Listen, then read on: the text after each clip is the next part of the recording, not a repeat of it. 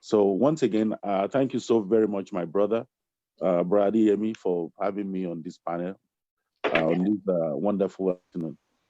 And thank you so very much once again. Thank you so much, Odolaye. We also have with us Dr. Chika Mba Cleopas. Dr. Mba is joining us from University of Ghana, Legon. He's a research fellow in the Institute of African Studies. Good morning and good afternoon, depending on the part of the world you are. It's still morning here in Accra. Thank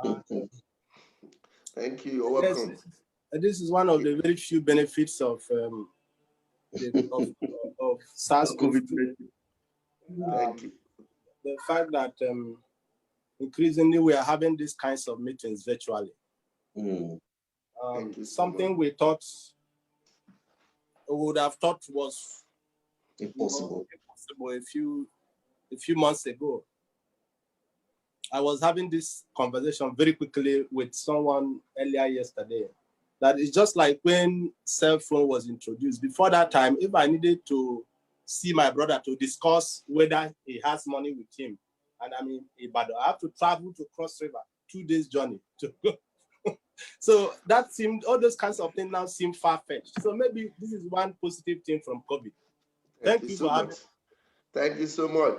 We have all the way from Germany, Obinna Chinweokwu, who is a writer and is a critical columnist. Obinna, you want to say hello to our attendees and our viewers?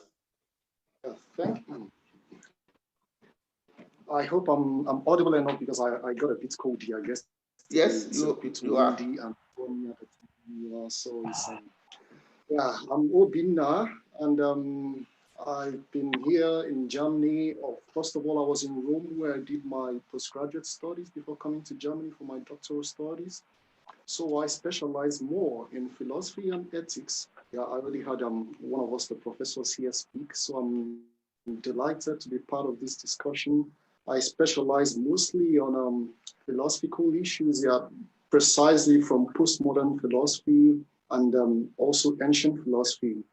And when you met me as the Professor Deyemi to I'm being invited as one of the panelists, I must really confess that I was a bit nervous, because when it's about corruption in Nigeria, I know we could say this a thing that's been there, but you can just mention it. You just can't, you can place it, but it's there. So when you then offered me this opportunity to be one of you, I couldn't just hesitate, but just say, yes, I accept the invitation. And so I'm glad to be part of you here. Thank you very much. That's good.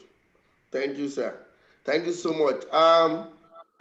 The last but not least, of course, Michael Dumbi, doctoral candidate, doctoral student in the Department of IRD and a lecturer in the Department of Afebawala University at Waki. Dumbi, you want to say, Michael, you want to say hello to our attendees? Yes. Thank you very much, moderator. Good morning, good afternoon to the moderator. Good afternoon to my fellow panelists. Good afternoon to the attendees. I am Michael. My background is in international relations, and I'm quite passionate about the historical perspective to things. I look forward to a fruitful and an enlightening conversation with us all on this very, very essential issue. Thank you very much for the privilege. Thank you so much. At this point, I would like to request all our attendees to please mute their mic. I will appreciate it. Thank you so much. Kindly mute your mic. Thank you so much. Thank you so much. I really appreciate it. On behalf of, let me start by welcoming you all on board. On behalf of our founder, Aremu Afebabalola, the Vice Chancellor, Professor Smarada Olaride, my own Provost, Ademola Aziz, and of course the leader in my department, Professor Olatoye. I welcome you all to this wonderful edition of our webinar, which we are going to focus on corruption and the Nigerian society. Let me start by saying this, that since we've started this webinar, this, like I said, this is the 10th in the series. This is probably the second one that I received after rape culture that received most attention in terms of not just registration, but questions before the event. It's quite wonderful that we have such feedback. So the question is actually, why are we bothered about corruption? After all, we could all live, we could find a way to survive. We could live through one-day drama that is happening in Nigeria. It was NDDC fainting drama. But I said about how many, 8 years ago, it was OTE. And a lot of other of those dramas has happened. This is not the first time. A lot of cancawam has been released into the public space that people will just make so much noise, and then at a point, we go on with our life. Why do we just go on with our life like that? But then I'm not here to answer the question. I'm here to pop the question and then let our panelists do justice to that. For those who are joining us, our attendees, those who are watching us, I will scroll. Each of our panelists have a particular area they are addressing from. Professor Lawrence Bamikole will be looking at the morality of incorrigibility in Nigerian socio-political space. Odolaye Waki will be looking at corruptions and Nigerians and corruption, looking at the two sides of corruption and two sides of Nigerian coins. Chika, Dr. Chika will be looking at living with corruption in Nigeria, what hope for the future. Ibrahim Lawal, that I'm expecting to join us, who is the head of Olujimi and Aikuirawo Chambers, will be looking at the facade of corruption in Nigeria, 1999 to 2019, a legal assessment. Mr. Obinna,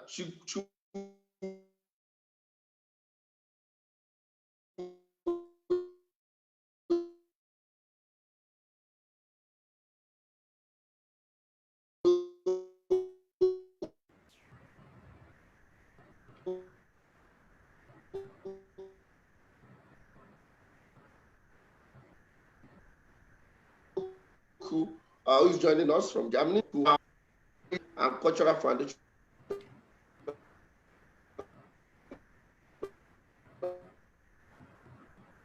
of Corruption as it affecting its eradication. And finally, Michael Dumbi will be looking at the monster of moral, a monster of many colors, corruption in history and the reality of the Nigerians. Okay, for our attendees and for those watching us on Facebook Live, that's the way to go today. So, to break the ice, to start, I would like to call on Professor Lawrence Bamikole for his presentation for 10 to 12 minutes. Professor Bamikole, you have the floor. All right, thank you, Chair and the coordinator and my fellow panelists. The issue of corruption is a multi-dimensional issue.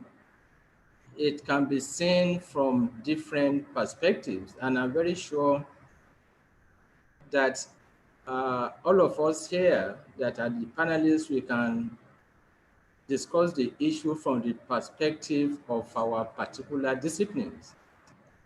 But I just wish to start by giving just what I can say, a narrow or a kind of broad definition of corruption. And I wish to say that corruption is the collaboration between public officials and private actors for private financial gains in contravention of the public interest. Of course, that definition is very loaded, because the catching word there is the public interest. What do we mean by public interest? In the literature, there are many conceptions of the public interest, but I am looking at the public interest from a normative conception in relation to something that is favorable, that is conducive to the general welfare, whatever how we define the public. And I wish also to say that corruption is the violation of an ethical norm for personal group in relation to the public interest. In other words, this is a kind of utilitarian definition, because we are saying that an action is wrong because it does not promote the welfare or the interest of the public. And of course, we can look at that from also different perspectives. It is also loaded.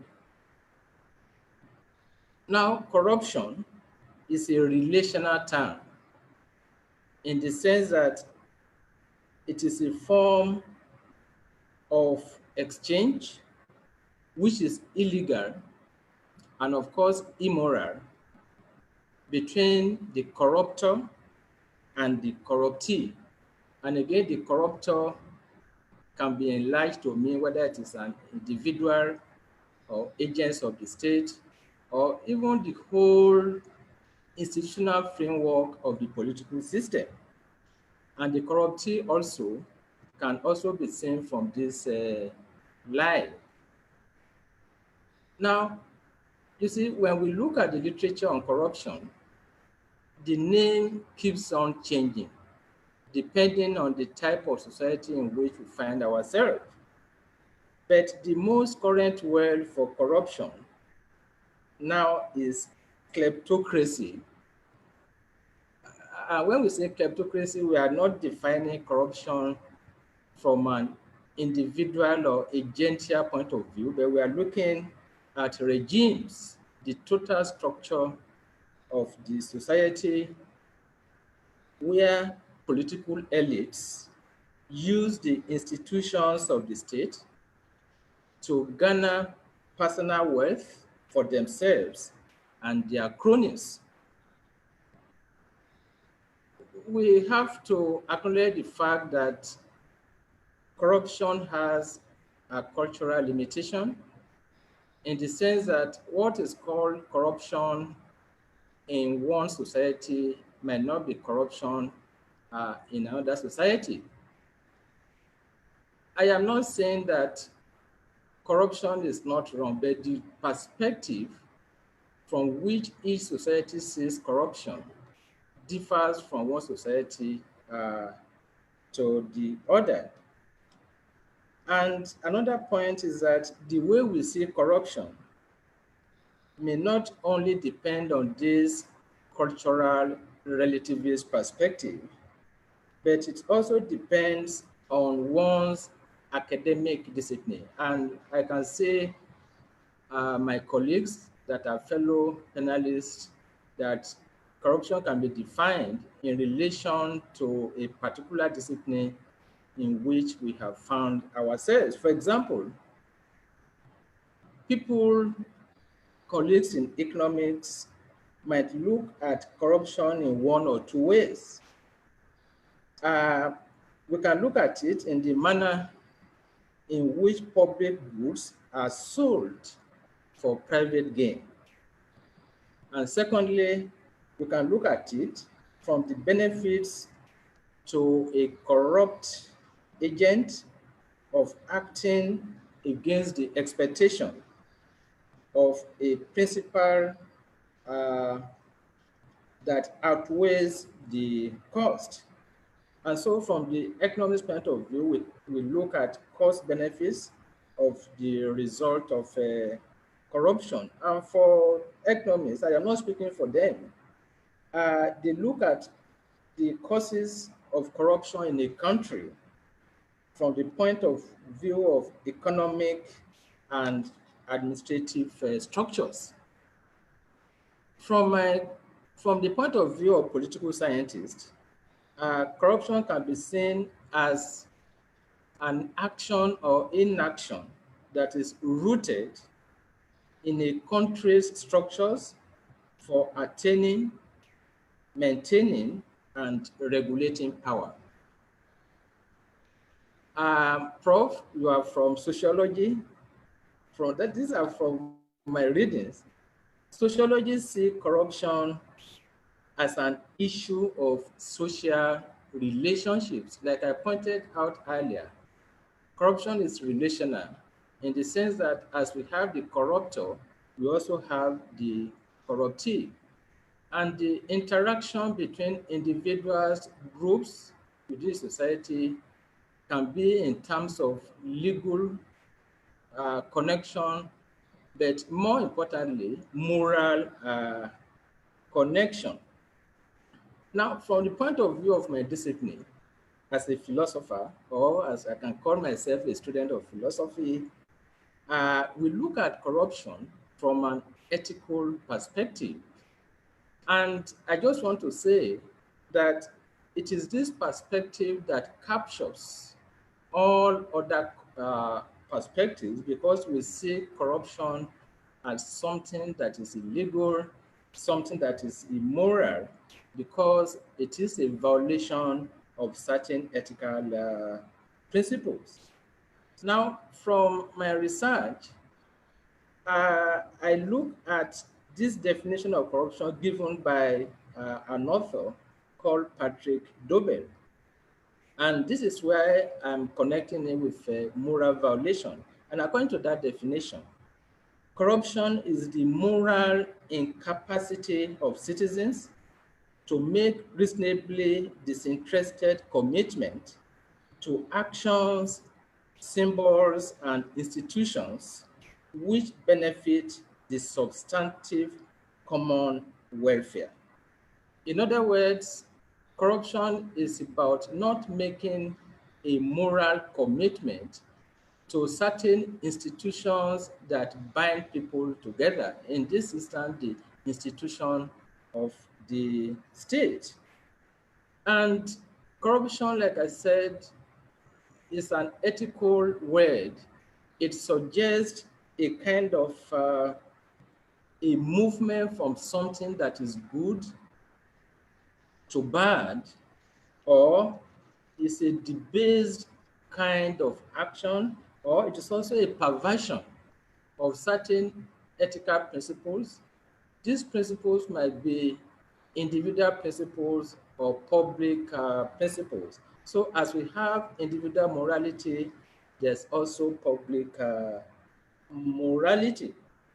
Now, I wish to expand on this definition and perspective from the Yoruba, that is my own ethnic group, philosophical system or ethical system. For example, the Yoruba ethical system is grounded on the notion of omoluwabi. That is the concept that sums up the ethical system of the Yoruba. And what do we mean by omoluwabi? You know, omoluwabi is a person who has what we call moral, ethical, political, and sociological virtues. And virtues like selflessness, virtues like sharing, especially what you have. It might be material, it might be wisdom, it might be knowledge or understanding with other people. Okay? Sympathy, for example, consideration of the interests of others. These are some of the elements of the Yoruba conception of omoluwabi. Now, given that concept, when we see corruption, we are going to see that it is a violation of this ethical principle. And when we look at the language, we can see the moral input of corruption. For example, narrowly, corruption is defined as abetele from the Yoruba perspective. Abetele means that, look, I want you to do something for me, whether it is an individual or whether it is on political basis. But before you do this, I have to give you something to motivate you so that you can do it for me. That is abetele. That is, you do that kind of thing before I can have the benefits of that. And now doing something for me can be legitimate or illegitimate. What is important is that I motivated you illegally to do this kind of thing for me by giving you either money or certain gift in different forms. And therefore, corruption is a debasement, is a perversion of the concept of Omoluabi as previously defined. Prof, you have 2 minutes more, sir. How many minutes? 2 minutes, sir. Okay. Now, from the point of view of public morality, every society has its own public morality from which individual actions and agents are derived. Now, the public morality of a society represents the rules and norms that make for an ordered society of which justice, equity, equality, public interest, and fairness are the elements of such well-ordered society. And so any violation of these can be called, called corruption, whether at the level of the individual or at the level of the state. Now, it may be the case that we have more time to actually apply some of these things to the Nigerian situation, so that at least we'll not be talking in terms of theory alone. We also talk in terms of the application of that theory to practical affairs, just like to say the margin of the town with the gown. Thank you very much. Thank you so much, Prof. Thank you so much. I was just about to tell you that we can still come back to you later on to make the point. While Prof was about to round off, Comrade Ibrahim Lawal joined us from Ibadan. Join us from Ibadan. He's the head of chambers of Jimmy and Akeredolu chambers. And I'm so happy that he has to join. He's joining us at the right time. Thank you so much. You're welcome, sir. So go to the next presenter.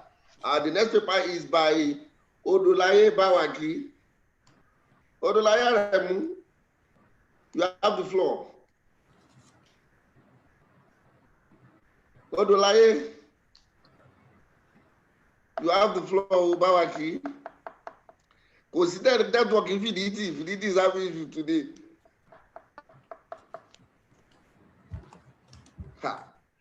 Hey, Waki. Oh, can you hear me now? We can hear you now. Yeah. Once again, I say good afternoon to every one of the panelists, the moderator, and for the gentleman just joining us in here. Welcome welcome onto the show. Once again, I'm Odolaye Aremu Waki from Fiditi. So please, again, bear with me if we're having any difficulties. You have to understand that Fiditi is in the backyard of God right there. So we don't take kindly to technology. Going further, I think corruption, as we experience it in Nigeria, is such that defies definition. We might try as much as possible to apply textbook definitions to the Nigerian situation, but from my observation from a little bit for a while now, we keep improving on our acts, on our perception, on even our participation in corruption has changed over time. It's kind of an evolution in Nigerian, the Nigerian corruption. Most likely, I would think the Nigerian situation is more of prebendalism than anything else. Yeah, corruption everywhere you go, but the Nigerian corruption is such it's an art on itself. I remember in 1996, a gentleman from Northwestern University, Professor Richard A. Joseph, talked about corruption, and he appropriated prebendalism, a word at that time that was relatively unknown, but it's been a word, it's been coined for centuries ago, but it wasn't much in use until Mr. Joseph applied it to the Nigerian system. And he wrote in 1996, he said, according to the theory of prebendalism, state offices are regarded as prebends that can be appropriated by office holders who use them to generate material benefits for themselves, their constituents, and kin groups. More than likely, that's what we find now in Nigeria. And that aside, our corruption is such that if you happen to be, I used to belong to what you call it, this angle, this arm of the Christendom, Pentecostal. Back in no, Pentecostals, the new day Christianity kind of. And I remember they used to have a particular word they always repeat over and over and over and over again in trying to get someone to be part of the group. They used to use the phrase generational, something like generational cycle, when they try to get you to understand the reason why you are stuck in a rut or why you can't move further. They will say, because there's something like a spiritual generation, whatever. That's exactly the way I see the Nigerian situation. It's like we keep spinning, we keep going around in circle, coming back. In the next couple of years, or maybe 10 years from now, we'll be talking more, or we'll be talking about a different kind of corruption that is going on in Nigeria. That's the way I see it. So talking about that, we have come in the last 4 years, from the time of the past regime of Jonathan till the time of the present government, we have seen corruption materialize in different ways. It has actually become a sport now, whereby the players tend to participate in it to win the gold medal. It's almost like a competition between actors. Okay, I'm going to be the one to loot or to steal more than you, and I'm going to do it in a way that will get the people more impressed in me. They will get, we even make drama out of it. And that's what we see right now in our country, which in itself is quite saddening. It's quite depressing. So if we are going to look at this topic, I don't want us to just look at it like the first speaker said. I don't want us to look at it only in the theoretical aspect of it. It will be self-defeating if all we do is go to the text and read about what somebody said. We have to find a way to apply the theory to the practical. We have to kind of marry the two together. And someone was talking about that yesterday. I was discussing something with somebody yesterday, and all they kept saying was, we are finished. We are finished. There's nothing we can do. There's no coming out of this. And it bothers me every time we talk about Nigeria, the corruption, and we seem to have no answer for it, except, of course, what we all like to discuss in the beer parlor. We can't say it publicly now. We can't talk about those things publicly, but that is where we are right now in Nigeria, and it is, it's quite disheartening, and that's why we have such panel as we have this morning to discuss about all these problems. It's like I was saying, prebendalism in Nigeria is multifaceted. We have the causes, we have the gains, and we have, of course, the end of all of it. We are right now in the heat of pandemic, and sadly to say, we are stuck. I don't even think we know the government knows the next thing to do. We don't even know what to do ourselves. We've been stuck inside of our homes for some months now. We hear one thing, we hear another, we hear this, we hear that. We are depending now, finally, we are probably depending on somebody to create some vaccine so that we can, after they are done with it, they can kick back to us in Africa. All of these are things that are tied to corruption. Economics, military, the defense, the security sector. Corruption has eaten so deeply into the core of the Nigerian state that hardly can you find someone that is not a direct makeup of corruption. We are all involved, we are all affected, and we are all sadly part of it, one way or the other. So my moderator and the rest of the panels, I'm hoping and I'm looking to get the best of this topic today. I don't have much to say because it was something that came to me quite in an emergency kind of a thing. So I'm just coming up from at the top of my head without much of exercise to render this afternoon. But most importantly, corruption has totally taken over. Our corruption has defied logic, no sense of reasonability to it, and it has become somewhat of a national sport. Like I said before, we have become known for it. We have become versatile in corruption. That anywhere you go now, the moment you say you are a Nigerian, the first thing they start thinking about is, oh, Hush Puppy, of course, has become a symbol of some form of corruption as well. The next thing you hear, you mentioned the dropping one of the big people you know in Nigeria, a very popular person in Nigeria, and that is what we are facing right now. The sad part of it is we have actually bequeathed corruption onto the next generation as well, without even realizing it.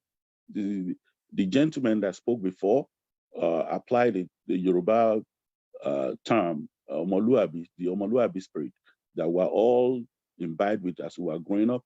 But at this point in time, you speak about Omoluabi to some generation, they will look at you and they will just look at you and just walk away from you, because Omoluabi does not pay the bills, Omoluabi does not feed the family, and definitely Omoluabi does not sustain anybody.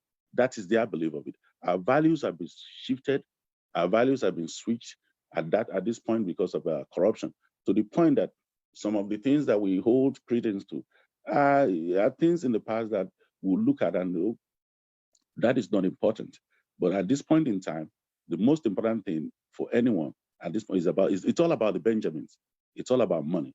And corruption already is guided by money, is guided by greed, is guided by ostentatious lifestyle, and it's guided, of course, by, in a way, tribalism as well. And all of these things that we have in abundance in the Nigerian kind of corruption. I'm talking more about the Nigerian corruption because Nigeria is all that concerns me. I don't go anywhere. I don't travel. This is where I know. This is where I've been all my life, and this is where I'm hoping to hand it off. So that's why when I'm saying corruption, I'm quick to apply the Nigerian context to the world, because that's where I live. So I'm just making it short, sir. If you don't mind, I will cede the floor to the next panelist at this point in time. Thank you so very much.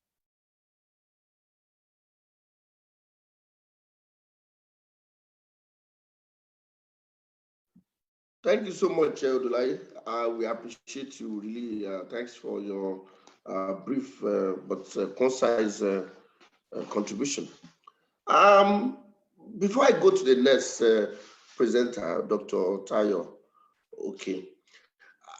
There's a particular year that each time I remember the year, I get worried about the kind of people we are in Nigeria, and that is year 2001. That particular year, we won the happiest people on earth. We won the most corrupt people in the world, and we also won the award of the most religious country in the world. So I asked myself a very fundamental question. How can a people so religious, most religious people, they are so religious, they are so happy because they are so corrupt?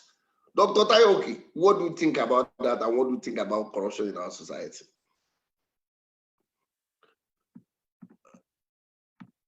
You need to unmute, sir. Can you hear me now? Yes, we can hear you loud and clear. Yeah, thank you for putting me on the spot, Mr. Moderator. I wrote, as you said in your introduction of me earlier, I write a column for the Punch newspaper. I wrote something on corruption in the international system, pinning a lot of things down to the attitude of the United States. And suddenly I got a request from Chinese Daily News asking to translate the article into Chinese to publish in China because it was very, very critical of the United States. And I said, fine. And I said, fine, go ahead.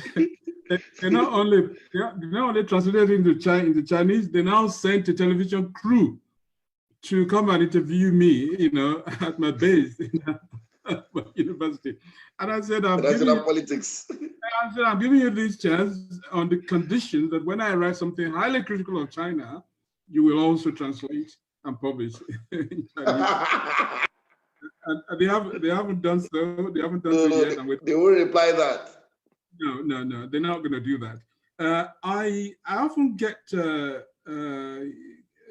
interesting questions and from members of the audience in Nigeria and elsewhere, saying, "How come you have so beautiful things to write, every week?" And I said, in Nigeria, it is not difficult to find things to write. Because things just happen, and the difficulty you have as a writer is having to select, which of the absurdities to cover on a weekly basis. One of such happened in Nigeria a couple of weeks ago, and just quickly remind our listeners, those of them who may not have heard of it, there is a region, an oil-producing region in this country, which is called the Niger Delta region, where we get most of our oil revenue. It's also more or less the most backward area of Nigeria. It's such a terrible contradiction. And a commission was set up to find a way of alleviating the economic degradation of the area, and somehow something happened the last week to force the National Assembly, our parliament, to open a probe of how the commission's work was being manifested, and they uncover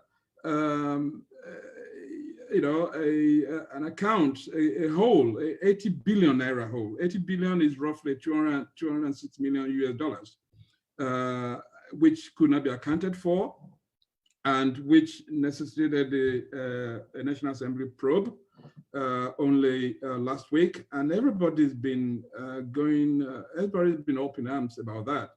How can 80 billion naira just disappear into thin air? And so therefore, we've been talking about corruption, and that's precisely that incident is what I'm going to peg my presentation to this afternoon, because I'm going to be writing about it in my column next Tuesday. So what I'm presenting to you right now is an advance copy of my writing on the Tuesday. So so I still urge you to read it on Tuesday, not minding what I'm giving to you right now. So I'm going to be giving you a very unusual take on corruption, what you would say unconventional. Some would say radical view of the whole idea of corruption, because forgive me, Mr. Moderator, the word corruption is overused. It's overused, I think, it's overused in the Nigerian political lexicon. Because what we are witnessing in the case of the Niger Delta Development Corporation, the case of the Pro, what we are witnessing is not corruption per se. What we are witnessing is a rare glimpse, a lifting of the veil and a window into the murky world of national cake sharing formula and the ugly faces of the diners at the table. To the uninitiated, you know, it is corruption, it is graft, it is stealing, and all of those familiar epithets. But to the people inside, to the insiders, to the animals on the farm, it is understood as revenue sharing of the national cake. After all, the chairman, or rather the minister in charge of the Niger Delta Development Corporation,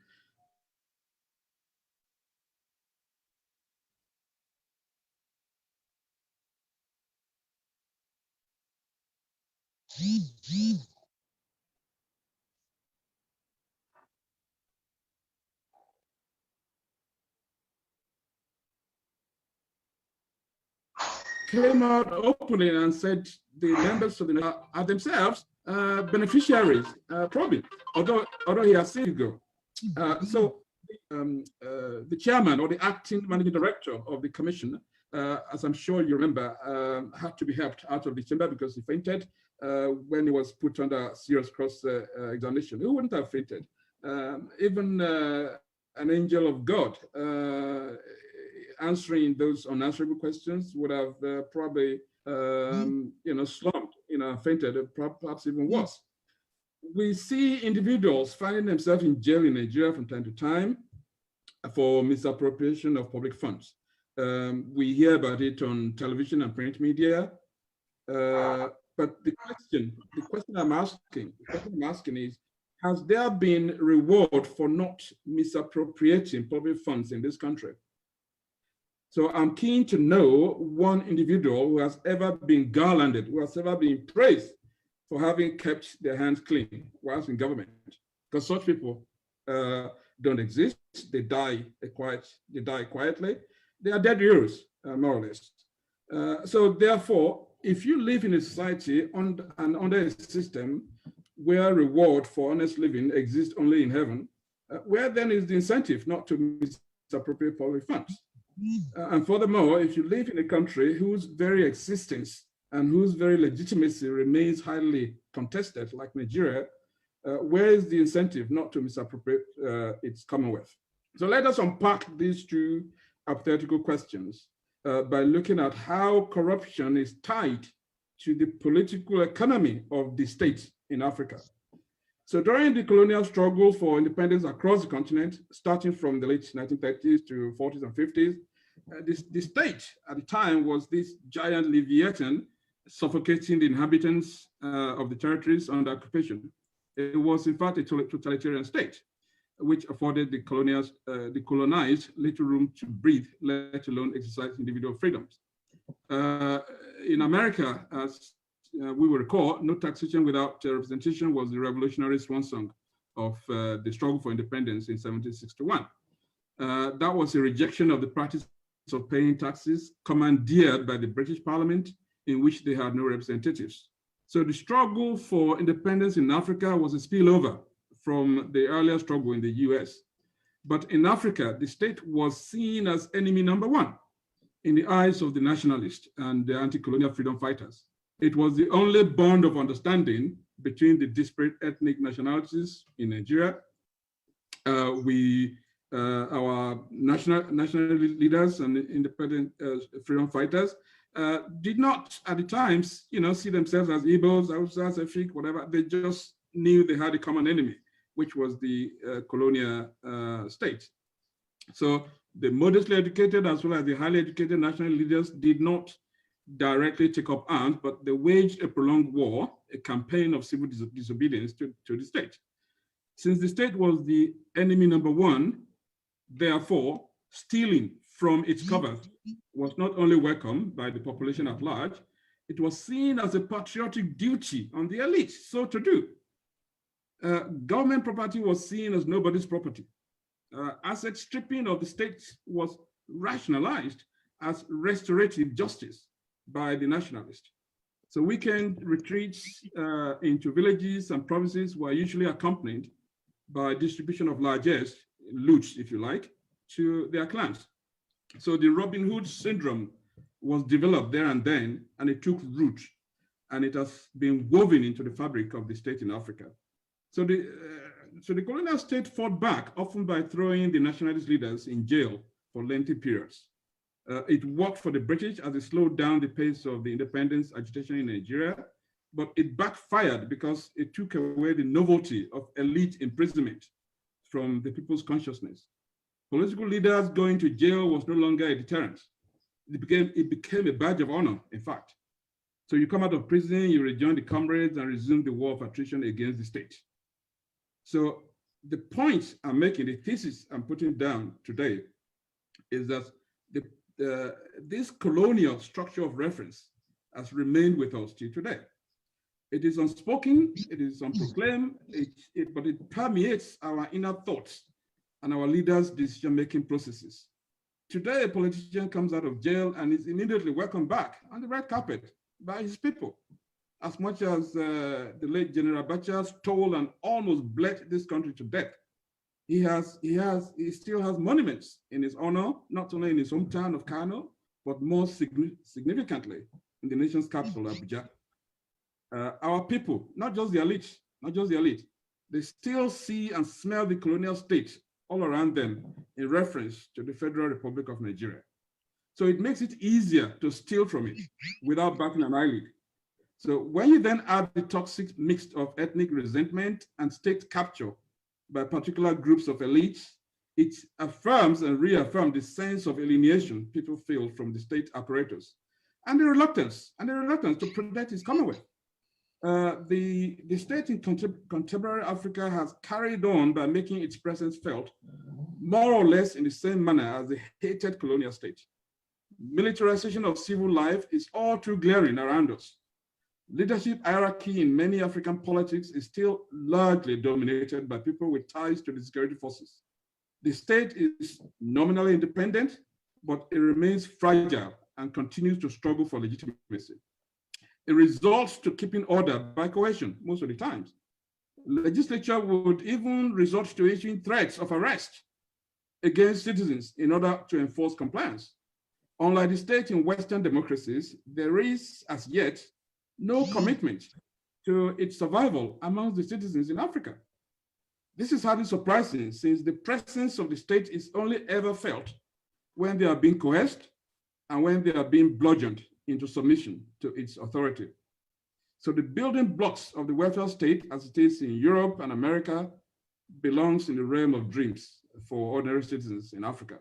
So consequently, when the occasional opportunity to cut a slice of the cake falls into our laps, educated or not, illiterate or not, PhD or primary school, we nurse no compunction. We waste no time in taking our own share. As we speak, reports of another gargantuan corruption probe involving the Northeast Development Commission has also come to the fore. And we are being told that up to 100 billion naira has been frittered away in less than 1 year.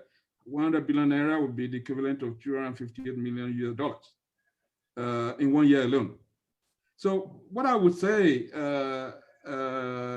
in conclusion, is that I would urge you, panelists and our compatriots, blame them not, do not blame them. Do not blame these actors who are who are around the dining table. It's their turn to eat. Simple as that. The question is, where does that leave us? Where do we go from there? It's an entirely different debate, which I'm quite keen to join, but I leave it to the rest of the panelists to make their contribution first. Thank you. Okay. Thank you so much for that wonderful presentation. Dr. Chika Mba. Yeah. Can you come to the table? Because when you are at the table and you are eating, you don't talk. I hope you are not on the table eating too, like Dr. Okia said, that we should allow those who are on the table eating for now, allow them to have a taste of what they are eating.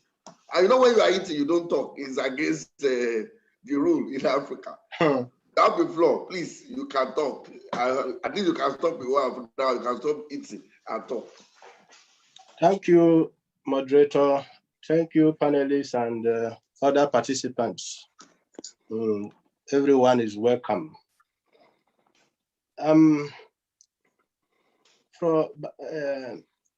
Yemi Ademo was my classmate, and I'm sure any other person who knows me personally here will know that apparently I'm just fed up and tired, given the way my voice and everything is right now. Because honestly, I don't know. I'm always at a loss how to theorize Nigeria. I have 10 to 15 years of scholarship behind me, but I've only managed to write one review, the review of a book on Nigeria. I haven't done much. Because each time I want to theorize Nigeria, I don't know where to start. So I would like to maybe continue from where the first two panelists stopped. The question of how do we solve the problem?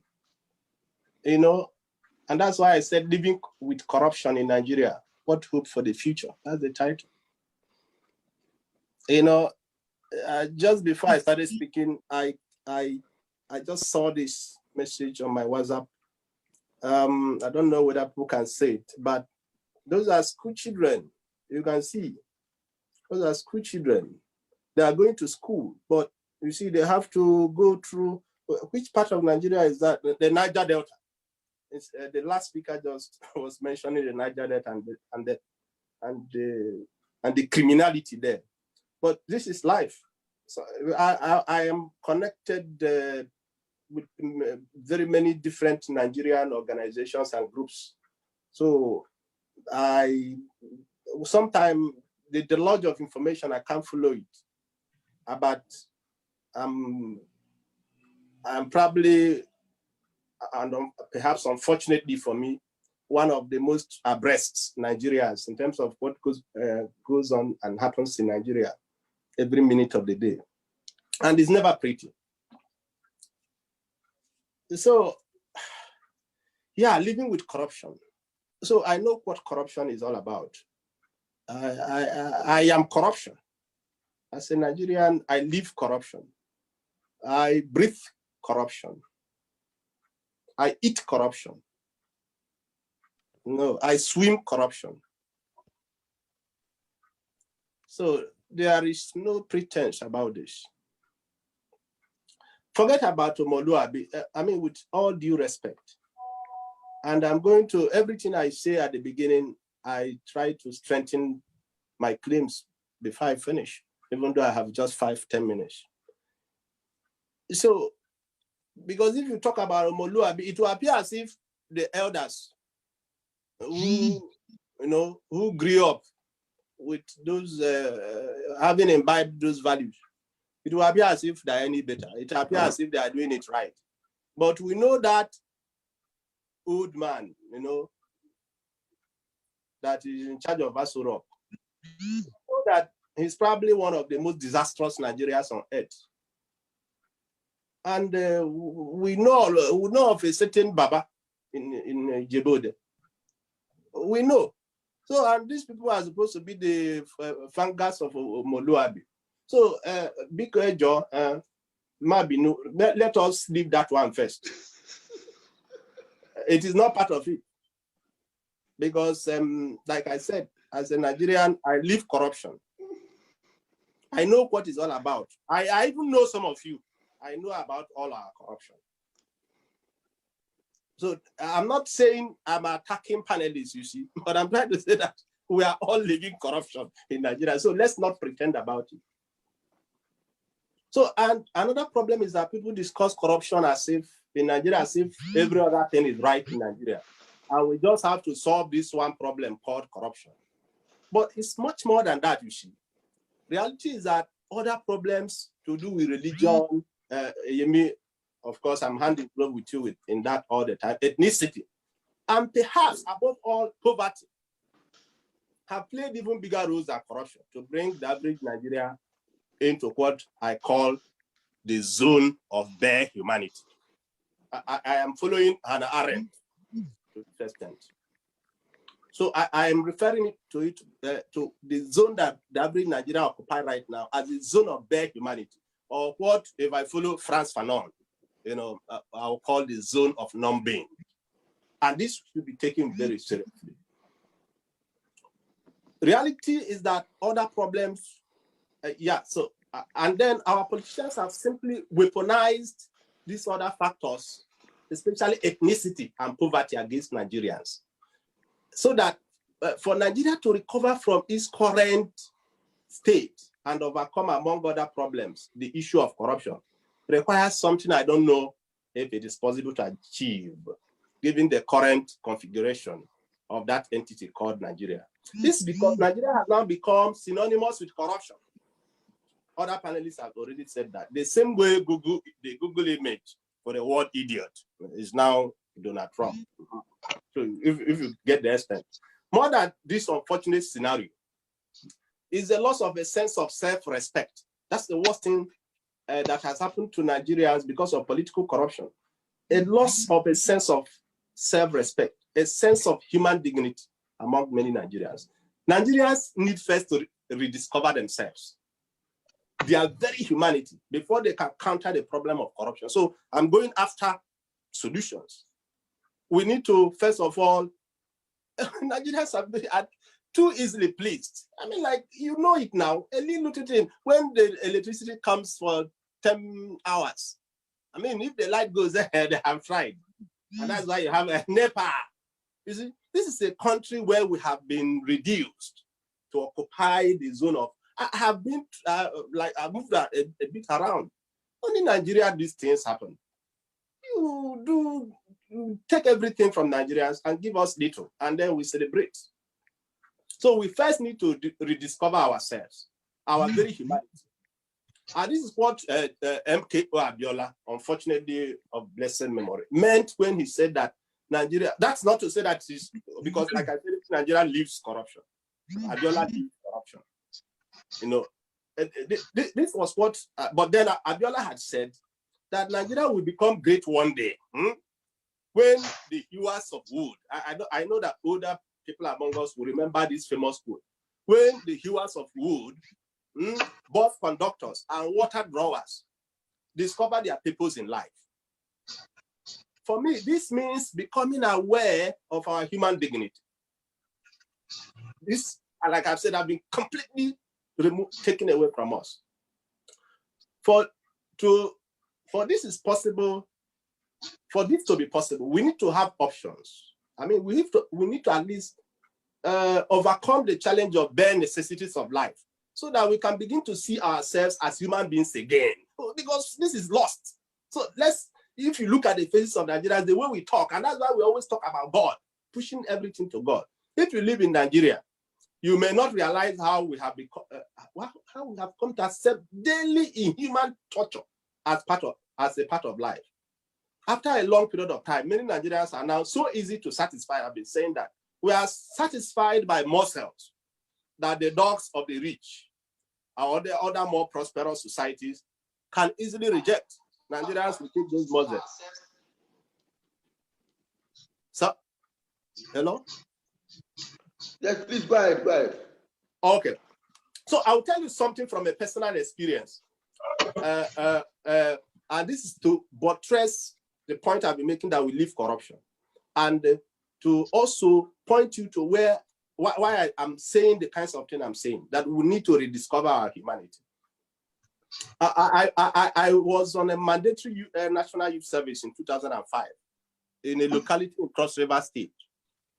And we were supposed to, taught the students to write exams, final year, the WAEC exams, And then to my very surprise, the owner of the school, a pastor, a man maybe in his 60s at that time, a respected gentleman in the community. In fact, the name of the school, I almost mentioned it by accident, you know, is a church. It's supposed to be attached to a church, you see.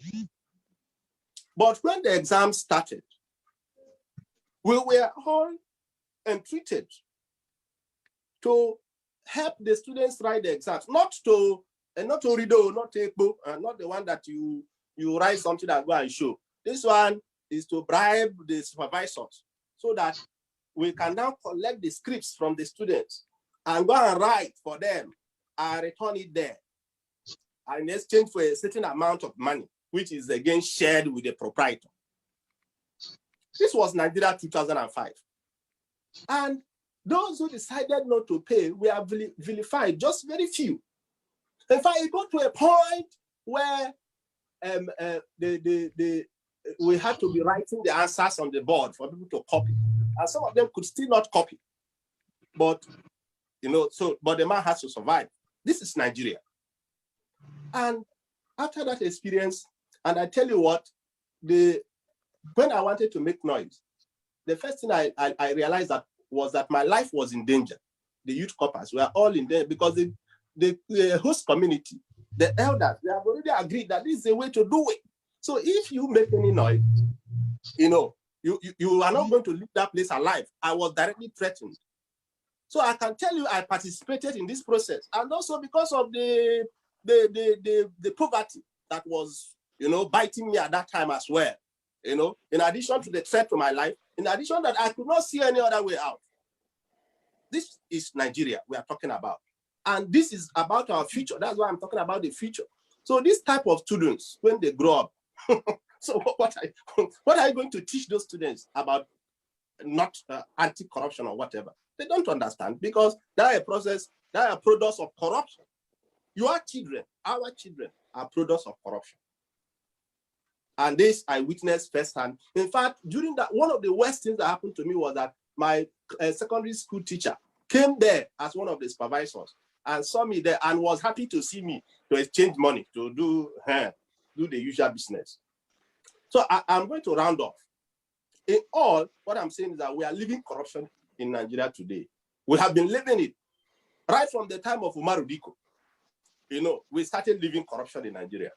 Even before that, even before Umaru Diko, we know what people like Olatoye, you know, the so-called founding fathers of Nigeria, people like Azikiwe, the kinds of things they said, their conception of politics is about lining their pockets. In all, we are living corruption in Nigeria. I can tell you that there are only two pathways to overcoming corruption in Nigeria. The approach I suggested at the very beginning, for the Nigerians who have been expelled from humanity by a combination of the colonial experience and criminal governance by our own political elites, to come to their senses, to discover their Abiola's purpose, and fight against the intolerable injustice that has ravaged them for decades. It's either we rediscover ourselves and rise up in the kind of thing Shaware was saying, that I now see a lot of abuses heaped against him, you know, or the kind of thing Idibia, you know, once proposed. I mean, we have to do something from bottom. But first, we have to realize that we're human beings, because right now, there are very few human beings living in Nigeria.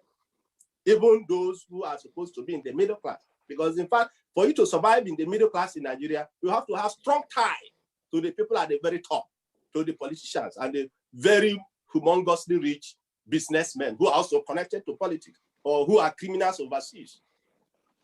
So that is one way that we can go to rediscover ourselves, see ourselves as human beings instead of as something less than dogs, not subhumans, but Nigerians, because we accept the unacceptable. We say all those things are drama. We see them as drama. I've even heard that here, but they're not drama. Our lives have been destroyed, and many other societies we say no, but Nigeria we accept it. Then the second option is to never punish people at the bottom for corruption, to punish only people at the top at the very beginning of the new fight against corruption. No, so this is what I would call the Singaporean example. This is the Singaporean option. To never punish people at the bottom for corruption, but punish only people at the top when we start this new fight against corruption. So this, to just give you a little bit of background, a government minister accepted some kind of business, some vacation, from some business moguls in Singapore in the early 1960s, when Singapore was still a very poor country, So he accepted to go on vacation with businessmen, but no bribery, nothing. He didn't do anything for them. But just because he accepted to travel with them on vacation, when he came back, he was tried and sent to jail. So after that, corruption died in Singapore. And that's why you are hearing of Singapore today. Corruption died from the beginning of 1960 because somebody was sent to jail for going on vacation with businessmen. Just think of where you live today, where we live today in Nigeria. After that, like I said, corruption died a natural death in Singapore. So if Nigerians can regain their humanity and fight off the political corruption from below, which would be my preferred approach, then we have to hope that the right kind of leadership will emerge and begin by punishing people at the top for corruption. That will mean prosecuting some high-profile cases of corruption and sending them to jail with hard labor, and later consign them into political and social oblivion. We know the names. They are all there before. Some of them recently, but the Babangidas of this world, That, I think, is a harder option. But it's either we fight from below or we hope to put people at the top, somebody who will start punishing corruption and never jail anybody at the bottom who engages in corruption. And let's see what will happen. Now, to finish, this is something I think I see a little bit of that in the Ghanaian society. In this society, if you have ever participated in something shady, or if you have been saying some kinds of things, the kinds of things someone like General Buhari had said, somebody cannot say them in Ghana and later unsay them. In politics, we know where you belong in Ghana. So if you say certain kinds of things, you cannot come back and say you have changed, you have repented. So, because we know that is where you stand. So you cannot say like that meme in Nigeria of an antelope with some legs, 2 legs in front and the hind leg the other side. You cannot do that here. We know where you belong. You cannot say you have repented, you have turned a new leaf. That's false. That is where we are getting it very wrong in Nigeria. Thank you, sir. The Buharis of this world, another chance. I stop. Thank you so much, Dr. Ba. Thank you so much. We appreciate it. Mr. Ibrahim, Lawal. Dr. Mba was talking about prosecution and how prosecution could assist in shaming some people into doing the right thing. You have the floor for your own presentation. Yes, let me start by thanking the organizers of this discourse, particularly the moderators who conscripted me to be part of this program. Let me start by saying that when I listen to people talk about corruption and our discussion on corruption is centered on political corruption or centered on people who are politically exposed as corrupt people, I get disturbed. I get disturbed in the sense that we need to look at corruption from broader perspective. And it is only when we look at it from that perspective that we will realize the problem that is confronting us as a people. Corruption permeates the strata of the society. Somebody who is a manufacturer who knows that when you want to manufacture, there are certain measurements that you are supposed to put in what you are manufacturing that will give you a quality product, decide to reduce it and sell that kind of a product at the same price that you will find the original product. Is corruptly enriching himself. That is corruption in the highest level. Somebody who says he's a businessman and deals in drugs and specializes in purchasing or selling fake drugs because they want to make money is corruptly enriching himself and endangering the lives of our people. Somebody who does not have a reasonable means of livelihood and suddenly became so wealthy and the society is celebrating him. It's also, setting the society up for corruption. We can go on and on and on to look at what is even the causes, what is even the influence of corruption in our living. A teacher who wants to also help a student to pass exam, or an administrator who, because you know the mother or the father of a prospective applicant into a university and wanted to help the person, even when the person is not qualified to get that admission, is also aiding and abetting corruption.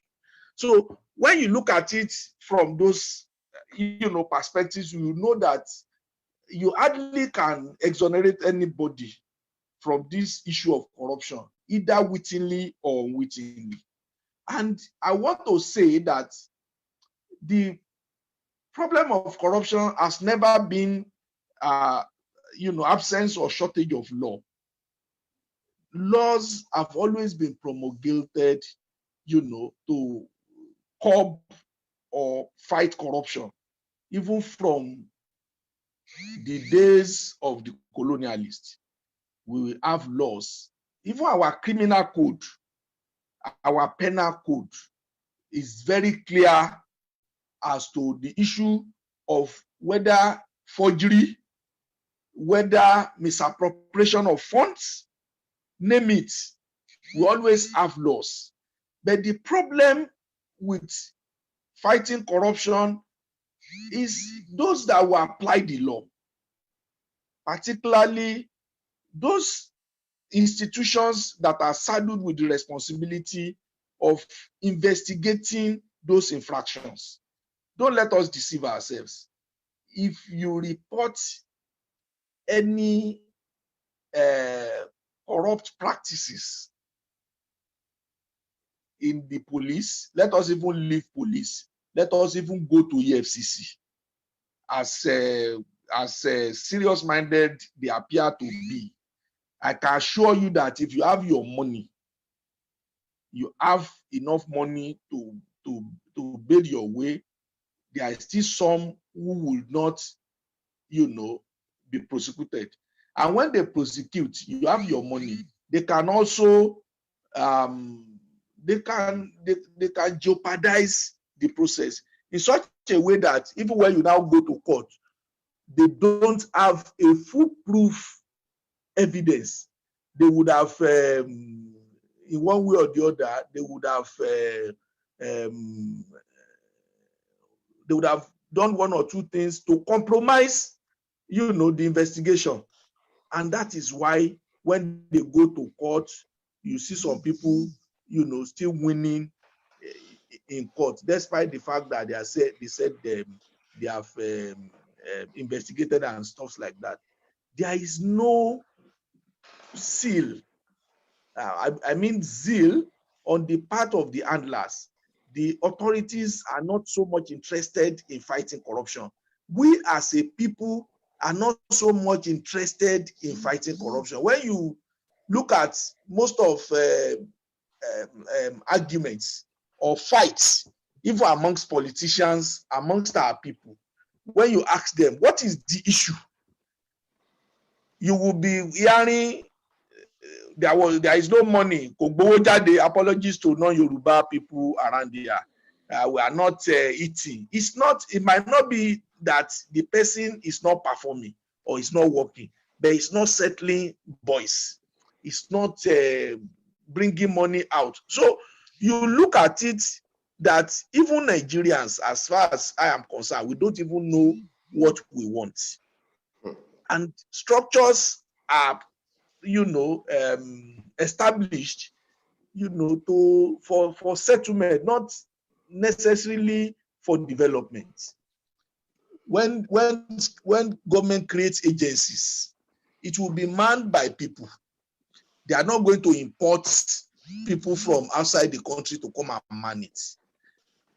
You ask yourself, what is the expectation of those that have been appointed? When people are appointed to positions, you will see them go to church to go and do Thanksgiving. You will see people organizing parties for them. You will see, people congratulating them, even on the pages of newspapers. Service. And you would think they are doing that because they love the person. No. They are doing it so that they can register their presence and say, I'm here.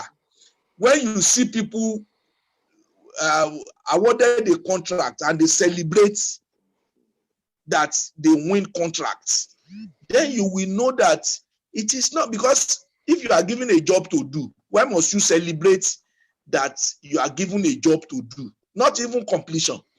And so when you see people celebrating, winning a contract, then you will know that something is wrong with us as a people. And when you, instead of giving jobs to people that are qualified, you give to cronies and allies because you expect that something will be brought back in returns. So basically, the issue of corruption, like the last speaker said, is an issue that is embedded in us. It is embedded, but that does not to say that we do not have our values. Values, each person, their values reduce. And that's why I want to disagree, with the last speaker about the concept of Omoluabi. Whether you like it or not, the concept of Omoluabi is with us. Whether some set of people now imbibe it or not does not matter. It will be committing a fallacy of hasty generalization to say that because somebody who is the president is elderly, or that another person is elderly, that means that every elderly person in Nigeria is not Omoluabi, or the concept of Omoluabi is a bush. I disagree, totally and vehemently with that postulation. Omoluabi, the concept of Omoluabi still resides with our people.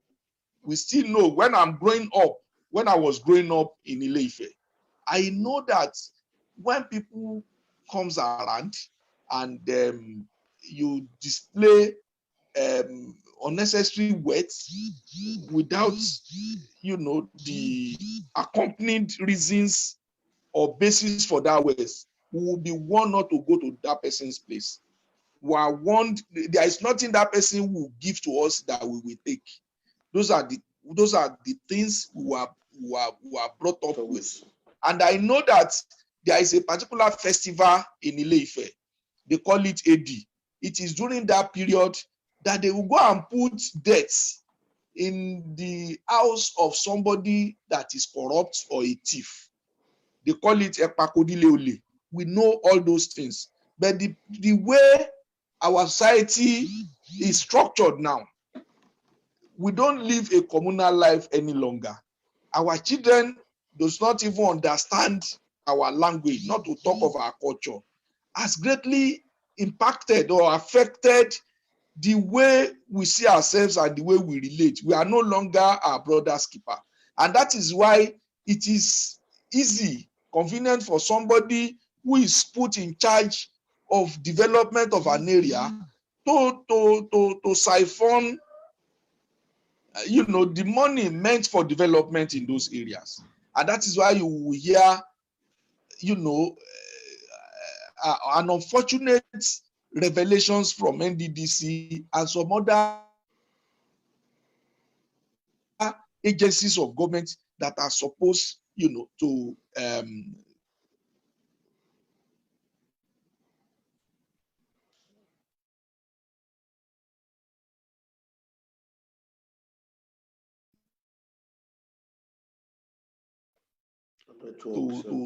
serve the interests. They just tell themselves. Even the civil servants are not excluded. In fact, most of the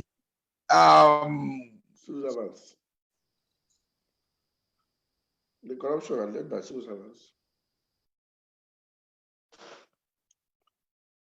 Network.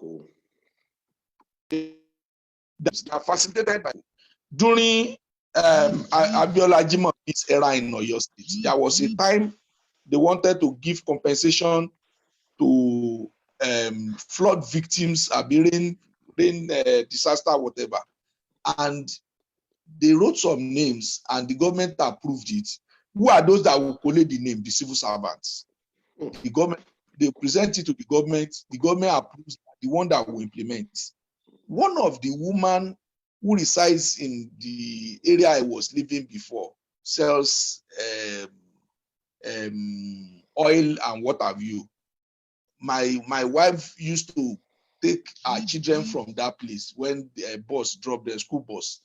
And the woman received a phone call from one of the civil servants at the secretariat and said, I have submitted your name, they will call you. And when they call you, they are going to give you mattress, they are going to give you roofing sheets, they are going to give you everything, so that you will return it back to me and we discuss about how we are going to.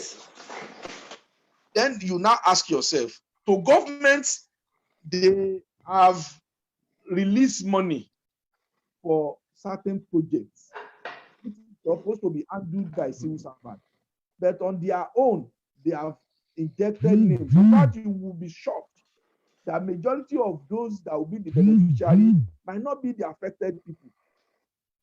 And at the end of the day, you see them building gigantic building and what have you. And when they now want to lay the blame of corruption, you lay it at the doorstep of politicians alone, as if civil servants are, innocent or they are saints. So what I'm saying in essence is that to tackle corruption, we must, as a people, decide on our own to push away corruption from our life. It is a thing that has been embedded in us. We don't ask questions. People will be, even in secondary school. My wife teaches in a secondary school. Most of their principals will spend money that even people contribute. The students contribute money, their parents pay for certain fee and what have you. You have some principals that will not do anything in that school, will just ask for the money and they will spend. And no teacher have the temerity to also query such principals. We have seen cases where projects are done in secondary school and they ask the principal to sign that they have completed. When they have not done it, and the principal said no. They called him from the teaching service and say, is it your father's work? These are things we contend with as a citizen.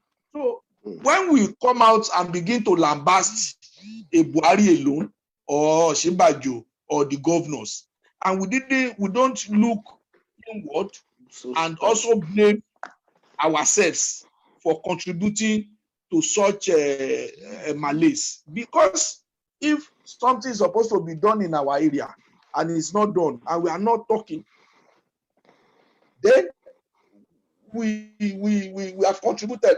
This attitude of I would not be part of the person that would destroy somebody's life. Even when that person is doing a wrong thing, you don't want to report him because you don't want to be seen to be part of that person that has destroyed another person's life. Our culture of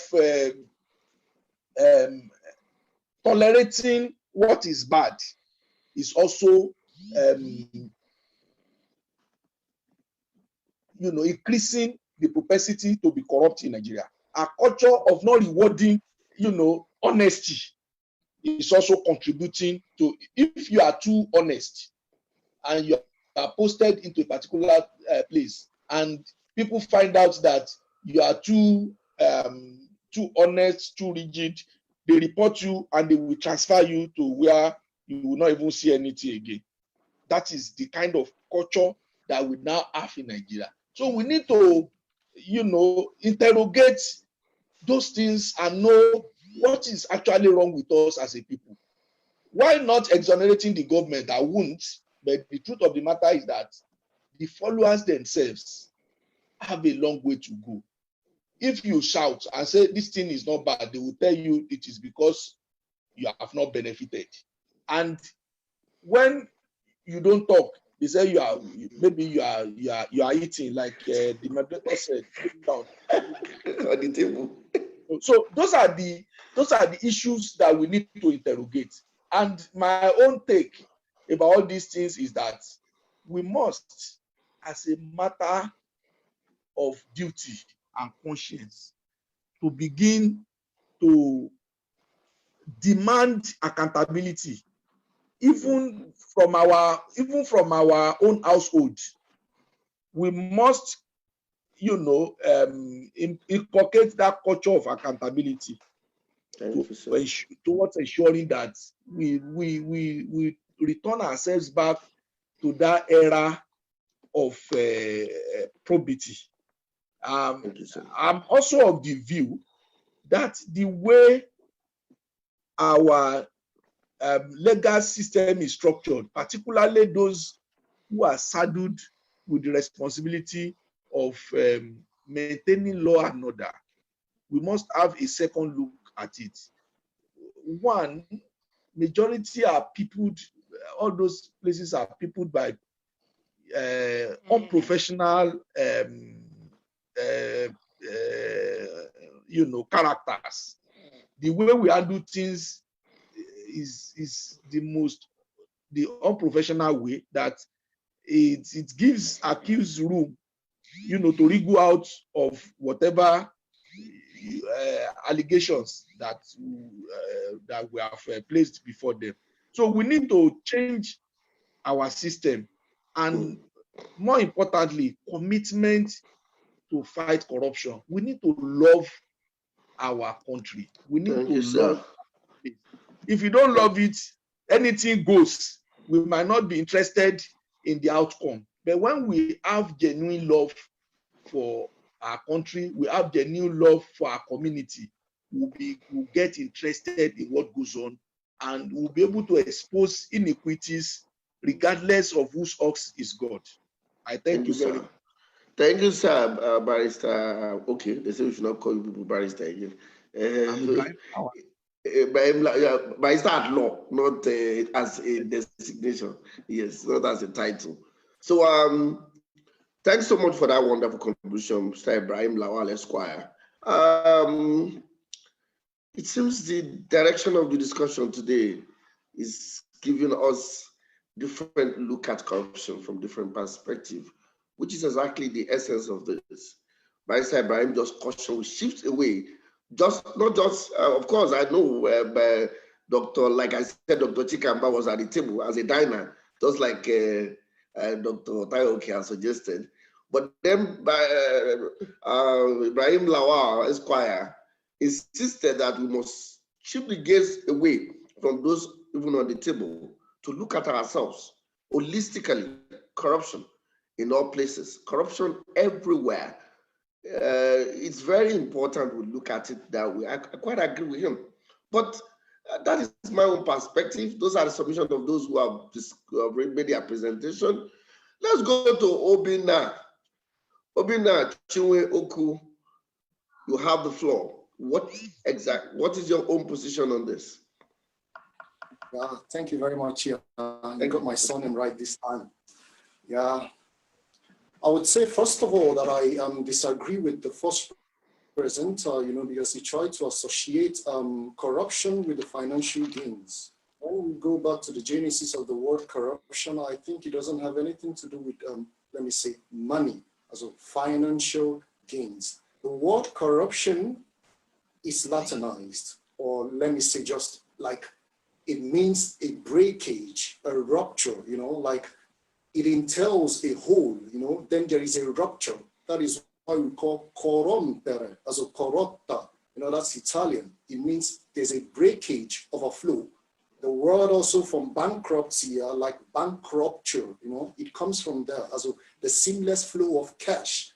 It's as though the bank is broken, as though the hole is now broken. There is no longer how will I say a seamless flow.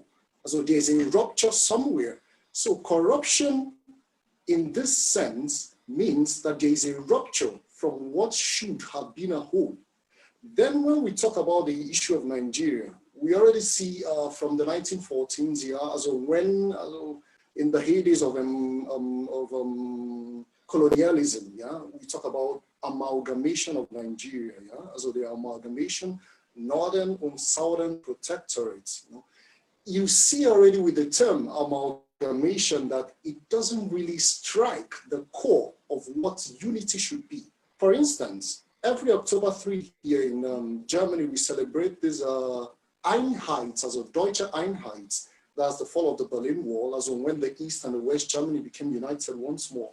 The story from the what I call the Besatzung, also the occupation by the communist Russia, USSR, took over the Eastern Germany and walled them in. So there was this difficulty or the disparity between the both states till they reunited. So this already is, it evokes the tenor of unity, which is unlike in Nigeria. Nigeria names its amalgamation, and that means a disparate, disparate elements are being cobbled together to form a homogeneous whole, and such a way it doesn't work. So going back to the corruption, I would like to say, first of all, that I am a bit skeptical, because I attach corruption to democracy. You already know this famous saying from Lord Acton that says, power corrupts, absolute power corrupts absolutely. So in the ancient Greece, I would use the example of, that's where we got this democracy, demokratos, the power of the people, the power of the rabble, So Aristotle and Plato, they already had a concept of a rule, and this rule, they were also cynical against democracy, because they realized already democracy is a degenerative step towards anarchy. Democracy promises this power of representation, but at long last, it becomes the representation of its own interest and becomes a power that it tries to topple from other political regimes. So they already said aristocracy was the best form of government. They lived that way. Democracy came, saying it represents the power of the people. The people could say, they could say what they feel, it's just like the voice of the voiceless. So that was how the society then took up hold of a new form of regime till, let's say, around the 18th centuries, with the French Revolution and all that, tried to topple the divine rights of kings and the Robespierre and the revolution. Then came institutionalized this democracy. We are not yet back in Africa, because this came to Africa, particularly in Nigeria, when there was a rupture, you say, between primordialism, that was pre-colonial Africa, or the pre-colonial Nigeria, and the post-colonial Nigeria that now adopted democracy as a model. So when this happened, we should also know that before the formation of this democracy, the world, or from the Aristotelian Greece or the Platonic Greece, it says that the community is being formed from families. Family household, like the barrister said, you have to look at, we begin from the household. That is what the rule was. Now, oikos, politikos, that was the foundation of what democracy should have been until late 18th centuries, let me say, with the French Revolution, everything was toppled. Then democracy became a sort of, an enthronement of anarchy. You saw the Robespierre, the revolution, the upheaval, and which also cost his own life, And when we then talk about this, the Nigerian situation on corruption, first of all, I will say that Nigeria had a very false start. False start that it was not ready to be democratic. we can push whatever we like to the politicians and say the political class and all that, you know. The problem here is that the democracy is no longer what it used to be or what it ought to be. I give an instance to say that corruption is not only peculiar to Nigeria. 2 months ago, or just a month, there was one of the youngest parliamentarian in Germany here is Philip Amthor, CDU, also the Angela Merkel's party. So he was caught, he's 27-year-old, right? Yeah. So he lobbied for a company to come into Germany named Augustus, and later he was discovered. So he got few shares and whatever, and he was also a candidate for his party, Mecklenburg-Vorpommern, yeah? And then afterwards, he lost his candidature. He said he doesn't want to get till he's been probed. That's the German system. Once a story is being dredged up, you know, ferreted out, yeah, a new scandal is given birth to, as well is gestated. So you do not have any right to represent the people, because this fiduciary, as well, this power of representation is already broken. That's the rupture there. We also see from the case of Nicolas Sarkozy, also back then in France, the big Malone affair, and also the inclusion or the interference, the financial involvement of the Libyan leader, that time the Gaddafi, in the electoral process in France. And till today, I don't know, maybe it's just a hushed up scandal, but it's still not, so I think the probe is ongoing. Or we talk about Italy, that's, we all know that Berlusconi was already synonymous to corruption. Everyone knew that. But why Nigerian corruption, or let me say, why there is a distinction between these modes of exercise of corruption or the practice of corruption lies in the brashness of Nigerian mode of corruption. You know, these other countries, or the Russian, we also have one of the cases back then in Nigeria where we have one of the companies, I think Mavrodi MMM, that many Nigerians were like stuck into whatever PHGH, provide help and give help and whatever, and lost all their monies. It is not institutionalized, as there is always a probe to get to the core. Most times when they are getting to the core and it involves that political, like let me say the elites, also the political oligarchs are involved, and it's more like a transnational corruption, it is being hushed up. But the problem with the Nigerian corruption is that it has no modus operandi. It's just everywhere. You see them. Some time ago, this to tell you that we are all imbricated in this system. Some time ago, my passport got, it was expired. I had to put a call through to Berlin for the renewal of my passport. I was told I should come for the next 2 months or whatever to pick up a new one. But this Nigerian factor and impatience, so I had to sit for a cut corner, and so I had to cut corners. So I called another country where I could just go there, get it that same day, and it worked. But the problem was that rather than my paying $106 or what I should have paid if I had gone through the due process, I was made now to pay 250 euros because I wanted budget. So that's now the Nigerian system, that even if you're outside, even if you're in diaspora, you take this element of corruption with you because you have been brought up in this system. There is no longer civic education. It's lacking in the people. Then going back to the Nigerian situation, we already see with the power of representation, as I said it, that democracy is already faulty. Democracy is a model that tells you that it represents the voiceless. But when you look at democracy, you know that there is no quite difference between democracy and oligarchy. There were already, like I said before, philosophers, Plato, Aristotle, postmodern philosophers, Derrida, Jacques Rancière, they were all against that. They were cynical that there was no representative power in democracy. In fact, I think it was Aristotle. He already said that democracy is a nursery bed for corruption. It slips into corruption, or it can engender corruption. And that is exactly the situation we have in Nigeria today. That Nigeria had a very false start from the beginning. It doesn't know what democracy represented. It just wanted to, like, latch onto the modern guys, like the modern spirit, telling you, oh, let's just try this new form of government, but the readiness wasn't even there. That's why you see still the recycling of these same old, the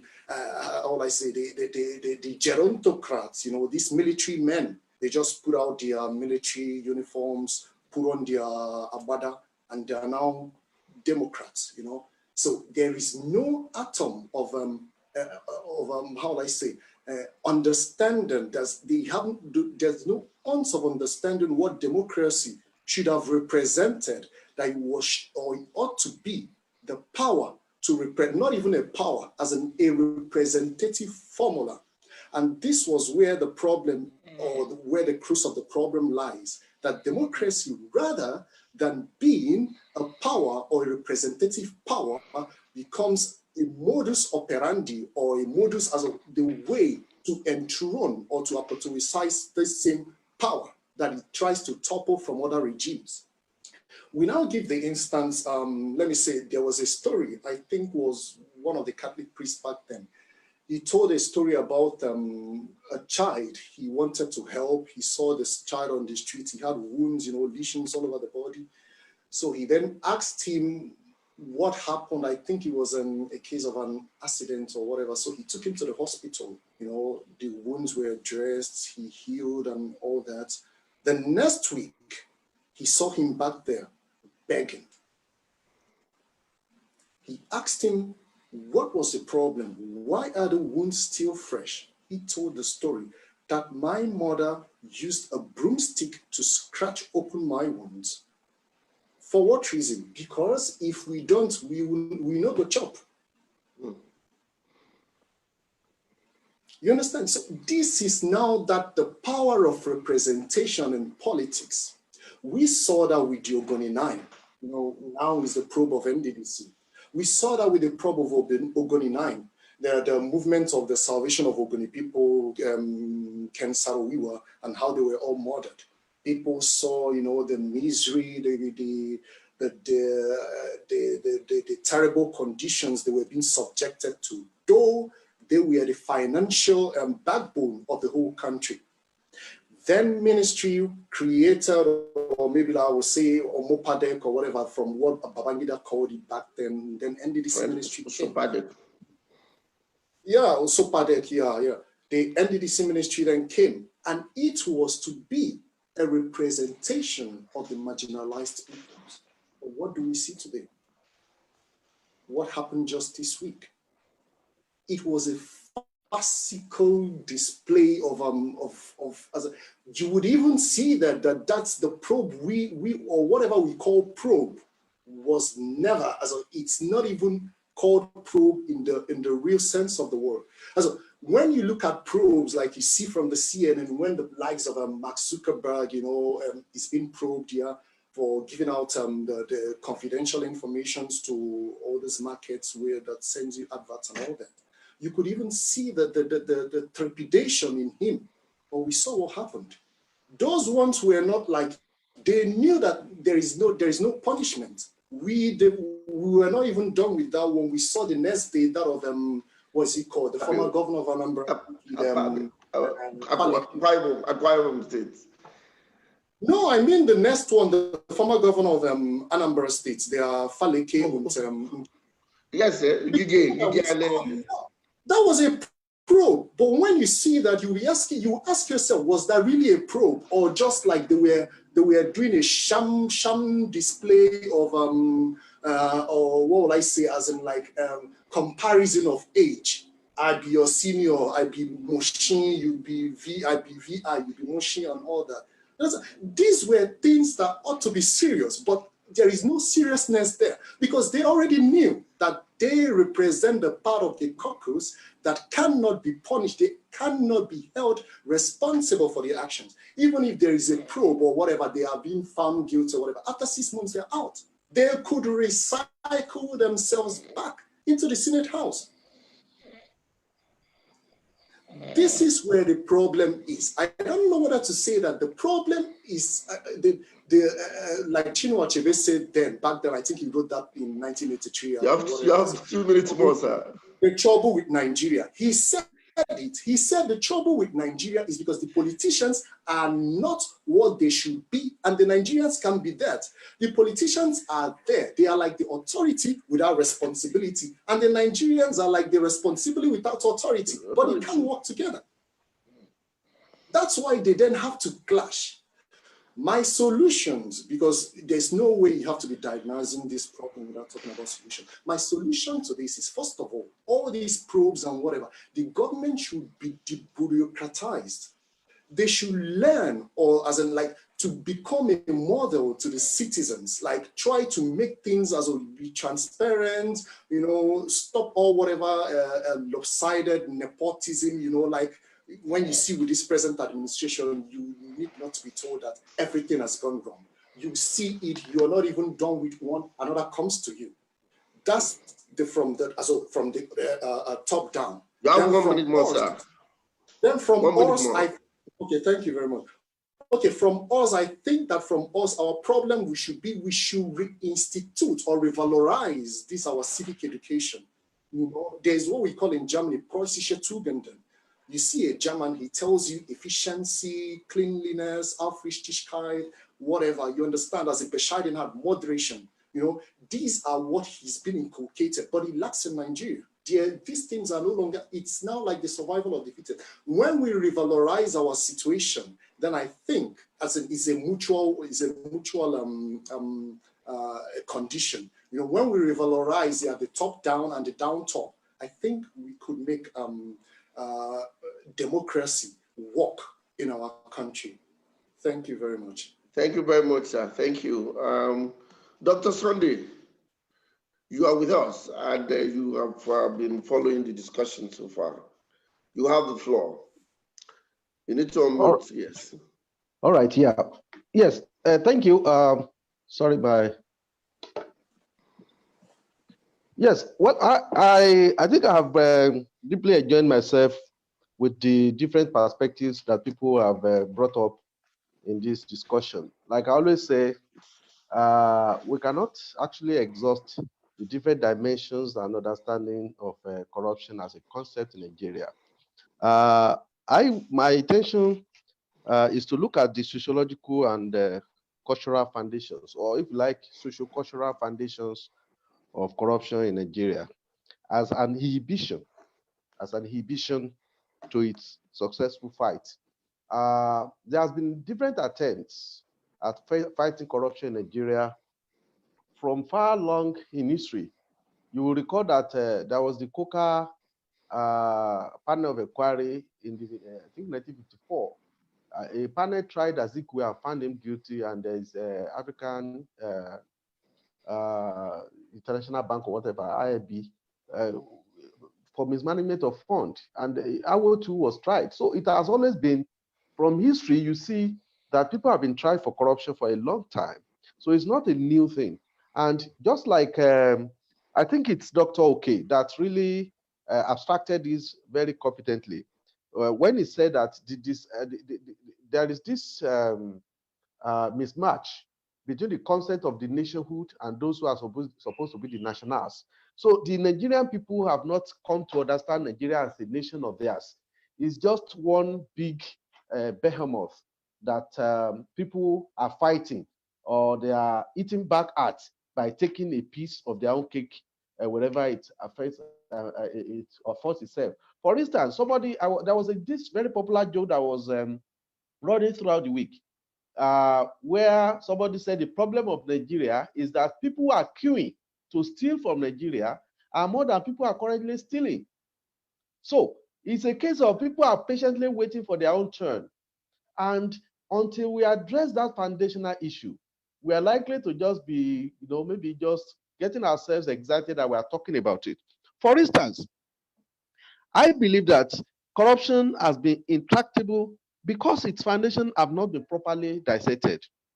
We have not interrogated the foundation of our culture and our attitude as a people. How do we really, what is our understanding of government? And I want to take us to traditional leadership system. For instance, let's look at our Obaship. I'm a Yoruba person of Ekiti stock. So let's look at our Obaship and let us look at the way we enthrone the Oba and the powers that we give him, which you can find in our oral expressions. For instance, we say Oba Balori Umbubo. So the king is not to be challenged. You understand? The idea of Alashe Igbakeji Orisha, he even has divine authority to behave as he likes. Now you have something like Obagbesele. In other words, the king can actually, take away people's wife without anybody questioning him. So the power of absolutism is already ingrained in us. The idea of people in leadership are not to be questioned. In this country, even today, we are talking of deification of personalities. There are some personalities you dare not talk against. You dare not mention their name.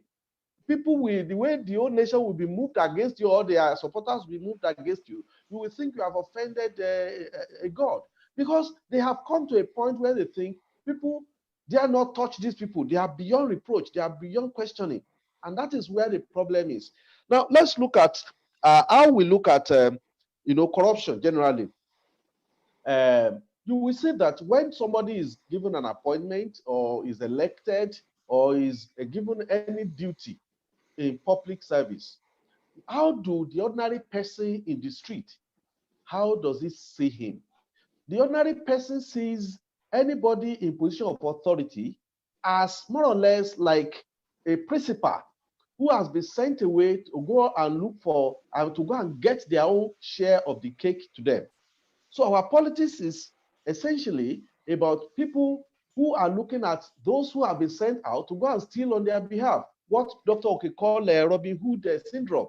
So everybody is actually looking for somebody to be sent to Abuja to go and take the peace to their own village. So if there is an employment going on in your agency and you say, oh, I'm a moral agent, I cannot compromise, I'm not going to engage in nepotism, at the end of the day, people will tell you when you are director or when you are permanent secretary or when you are chairman of board or when you are minister, when you are this, when you are that. How many of our people did you employ?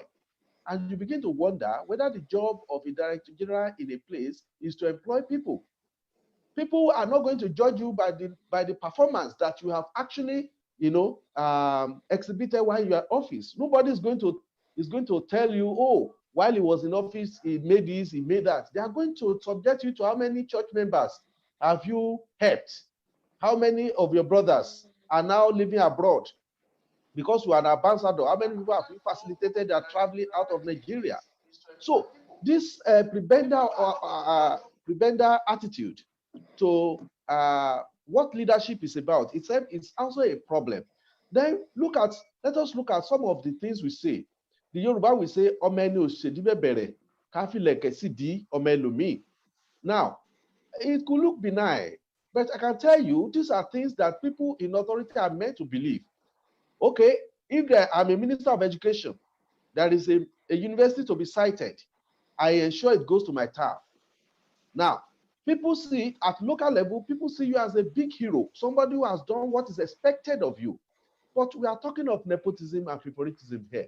That is why you can see the chief of army staff will create a university of army and then take it to Biu in his local area. And you see it everywhere. Almost everybody wants to create an institution and domicile it in their villages, because that is the expectation of the Nigerian people. People assume they expect you to use the facility of power that you have to better your people at the expense of other persons.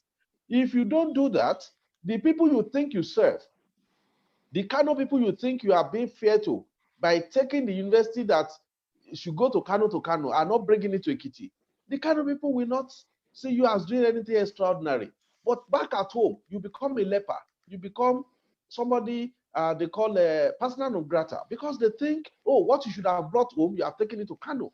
So like somebody said in the course of this conversation that our reward system itself is faulty. So nobody is going to celebrate you that, oh, even when he had the opportunity of bringing this thing to his village, he took it to where it should be cited rightly.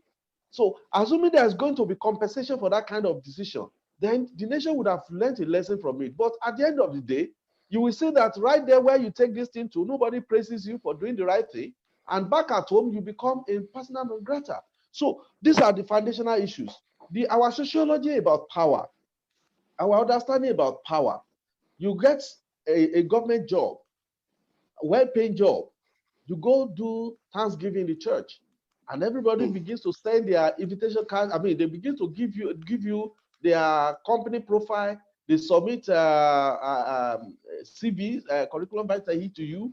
Everybody begins to call you in the morning, in the afternoon. You cannot have your peace again. You are not allowed to even focus on your job. There is that perception that this is your time to make it. This is your time to help your people.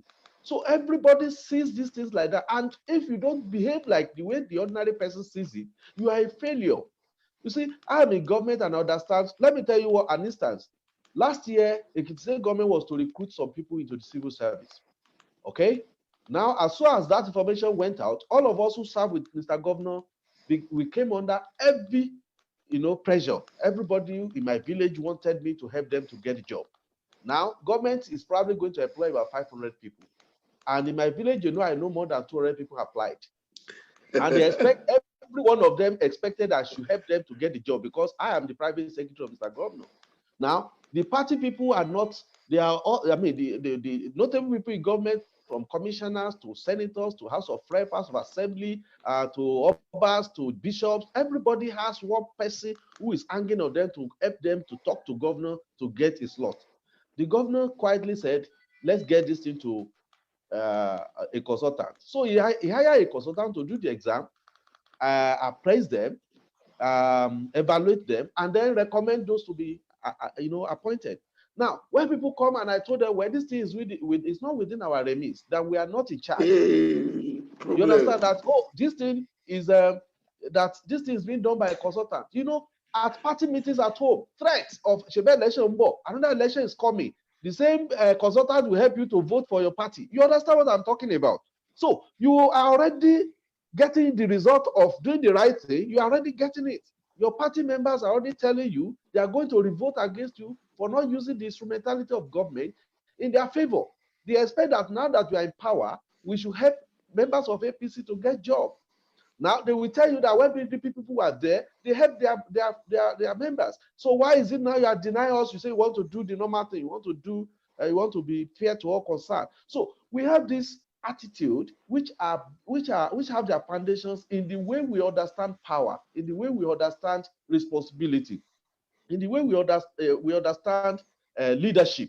So leadership, as far as our people are concerned, is about it is your turn. They call it turn my turn. People will quietly wait for their turn. Now, if people had stolen in NDDC for years and they become billionaires without anybody talking about it, now that people from my village or people from my own end of the world, now that it is their time, that people are now talking. You see, we have seen in this country people are being tried, and a whole ethnic group or ethnic movement are calling on United Nations and say it is ethnic war against their people. We have seen a situation by communities deliberately instigate the youth to go and be bombing oil facility and government property because people have been trying in this country. The economy of this nation was brought to a start in 2016 simply because there was a fear that the former president might be tried. So all these things are about how we see it. The ordinary person on the street does not see corruption as corruption. They see it as privilege. In fact, I want to tell you that left for the ordinary man on the street, the fight of corruption is just like a waste of time. The expectation of the street is that people in government should still big enough to take care of the people on the street. For instance, you will talk to people, they will say, hey, all the money they are stealing. What angers me the most is that they are taking it abroad, that they should have brought it home and invest in the local economy. In other words, they are not angry that people are stealing. They are just angry that people are hiding the loot outside. So that kind of mindset is going to be difficult to fight it. And the mindset that, okay, we are sending you to government now for you to go and steal your own and bring back to us. Now, if you now get to government and say, oh, I'm a saint, I don't want to do what everybody is doing, we want to save this country, you, my friend, people will say you are a failure, no matter the extent of good work you have done. I want to tell you, in this country, nobody judges a legislator by the piece of motions he has made or the number of bills he has sponsored. Nobody says a legislator has done well in this country. They only judge them by how many grinding machines you have given, how many bicycles you have bought, how many cars you have bought, how many people you have sponsored to maybe Mecca or Jerusalem, how many people you have helped to secure jobs that they did not deserve. This is the way legislators are judged in Nigeria by Nigerians. If you come to your constituency and say, oh, I have sponsored 5 bills, I have sponsored a bill that will make education free in Nigeria, nobody recognizes that as public service. They see you as just speaking in theory. They say you are a failure. But if you come home and say, yes, I have got 20 people into the Nigerian police, I have got 20 people into Central Bank, I have got another 10 people into NNPC, you are a good legislator. That is what they understand the job of a legislator to be. You are supposed to go to Abuja to go and put your people there too. So the whole idea of Nigeria is just what I can call a vast land that people are just securing territory to loot. So there is no sense of commitment to this country. And that is why from the leadership down up, the same problem resonates. I keep telling Nigerians that a bad nation cannot get a good leader, and a good leader cannot rule a bad nation. Now, no matter how good your intentions are, if you are in Nigeria as a leader, you will find it extremely difficult to survive. Because at every point you want to cause a revolution or a change, you will definitely see, and you will be surprised to see, that the whole thing is skewed against you. We see governors being impeached in this country because they resisted the traditional way of doing things. People lose election in Nigeria because people will say you are disconnected. What does it mean to be disconnected? You are not using the power the way they expect you to use it. You know, that is the language of the street you must understand. And until you use power like that, people assume that you are not doing the right thing. So all these things are very, very important. And like I've said, that is why I want to, for instance, I want to disagree with Professor Bamikole in his understanding of corruption solely as misuse of corruption as maybe financial gains. I think it's beyond that. I think the greatest problem we have with corruption in Nigeria is actually nepotism. You know, the idea that of it is my time, it is my time. Now, when it is your time, you want to fill your people, okay? And why are you doing that? Because you are already positioning them for future opportunities so that more of your people will be beneficial in future. So if I am Minister of, let's say, Petroleum, I ensure all the agencies in Petroleum Department that my people are there. So in another 20 years, they will be in a position to bring more people in. That way, you have cornered the wealth of the nation, and you have excluded so many people. So I think the way we understand national resources sharing, the way we understand our nation as a country, the way we see development itself is a lot of problem. You are in this Ekiti. Sometimes about 4 or 5 years ago, people will tell you, is it road we want to eat? You tell them about this man did road, he did schools. They say, is that what we want to eat? That there is no money, money is not flowing in the street. The ordinary person will tell you there is no money in the street. And you ask them, how does the money flow in the street? The contracts that have been done, the roads that have been done, are they being done by ghosts? Are this road not being done by people? Are contractors using robotics to do it? So you have 2 minutes to wrap up, sir. Yeah. So at the end of the day, we have not really understood the political economy of service. We have not understood the political economy of development, and that is why everybody believes that the so-called big national cake, let me have a bite of it this time that I'm there. And until we address that, maybe as a form of orientation, maybe we need to, somebody talk about how to revalorize our nation. Let us have a new conversation about our nation. See, we have paid too much attention to political corruption or corruption of politically exposed persons. Until we go to the deeper root of corruption in schools, the primary schools, teachers dictating answers at common entrance, in secondary schools, the way we recruit people into public government offices and even private jobs. Nowadays, you hardly can get banking job if you don't know somebody. You hardly can get jobs in high-paid places without knowing somebody. All these things are very big issues that we should address. Thank you. God bless you. Thank you so much. Thank you so much. It's getting more complex, more complex than I thought at the beginning. It's obvious that corruption is much more bigger than that we perceive it. Okay, we'll go to the last speaker, last panelist, and then I know one or two of you already signified that you want to say one or two things. Professor Bukola Oyeni, I could see you. Yeah, Jekwe, you are there. I know. Noah Balogun, Felu Ayimika, a lot of other people are my students in social justice. I know. But before I call on people to talk, Michael, you have the floor for 10 to 12 minutes. Hello. Yes, we can hear you. You can share your slides. Okay. Thank you very much for the pleasure to be here once again. I don't know how I can speak when I have heard Goliath speak on this very pervasive issue of corruption within our own society. But I will try my best. I just want to state before I start that I like to align with I don't know that I was still calling me Barrister Ibrahim Lawal position. I want to look at corruption from a societal perspective. I want to look at it from a nationalistic perspective and a class perspective. I believe that anything that exists in a society is painted by society. So corruption exists in a society, it's painted by that society, either by design or by complacency. It's ever purposely done, or for some reason or the other, people just have a lukewarm attitude towards it. It just go on, it's not really a big deal. Saying that, let me go into my presentation.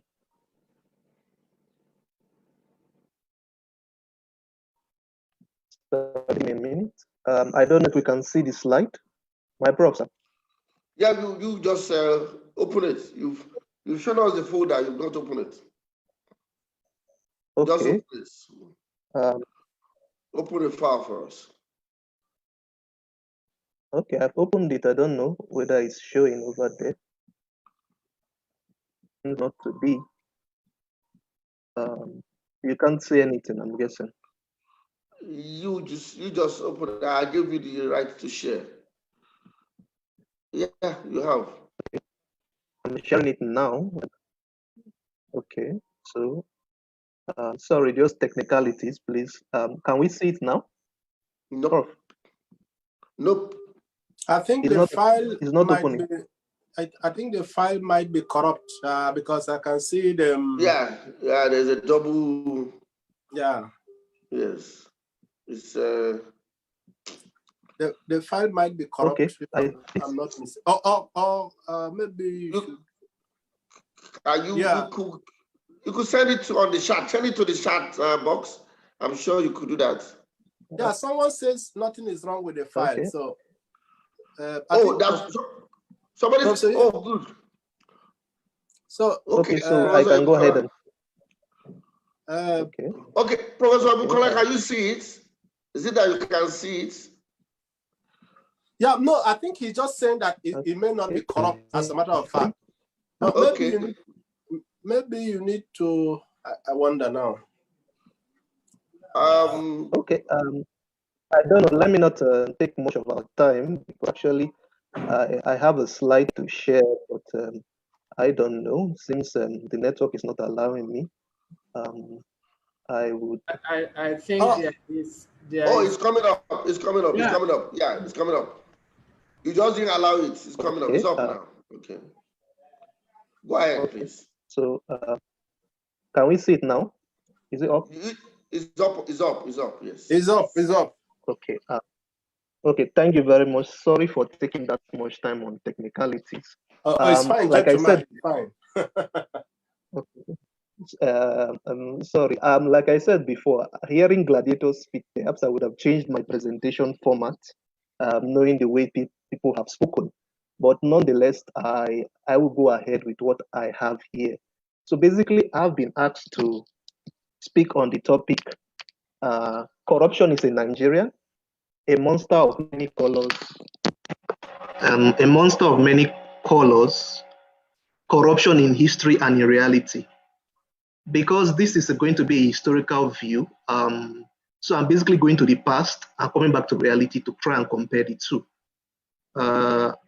So I will be the speaker, definitely. So this is the outline I like to go. I would like to examine corruption. Hello, can we hear me? We can hear you. Okay, sorry. I would like to examine corruption, look at its dimension, go to the historical perspective of corruption, look at the reality of corruption in Nigeria, and then look at the way forward. I want to also say that I am looking at it from my own perspective. I know that there are different spectrum, different perspectives to look at corruption, my own perspective. And I also recognize the need for engagement from those who are more knowledgeable or the others to maybe perhaps shine the direction in the right way. But the conversation that we are having, to me, is the right process to go about it. Then I'll conclude and I'll give my salutation. So examining corruption in simplistic terms, since I was a small child in the seminary, the definition I got from corruption is simply that it is a deviation from the norm, meaning that the way things ought to be, anything you do that is outside of that is corruption. What do I mean? The simplest example I was giving is that if I just finished a sachet of water and I'm passing by and I throw it on the ground where there's a dustbin, that's corruption.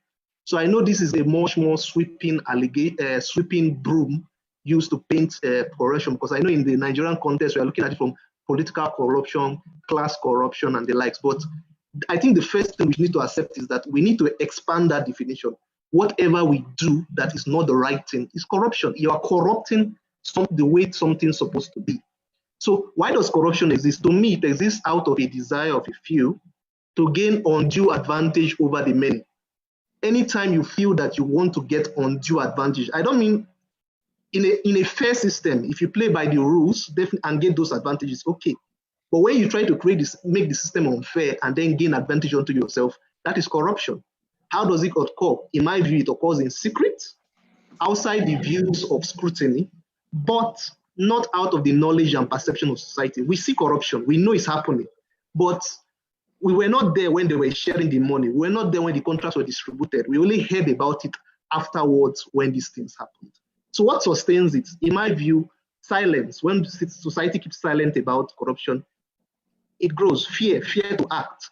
When we are too afraid to do anything about it, it grows. Lukewarmness attitude, now them they steal, not be my papa property and things like that. It grows. Lots of disincentive. Those who have stolen since 1960 to date, those who have engaged in one form of corruption since to date, are they praised or are they taken to the chopping block? That shows the next generation of people the way to go. After all, he did it. And if anybody is caught, they'll say, well, he did not know the way. He did not do it in the right way. And complacency, we're just, it's same thing as lukewarmness, you just allow it to go. That's what sustains it. So moving on to dimensions.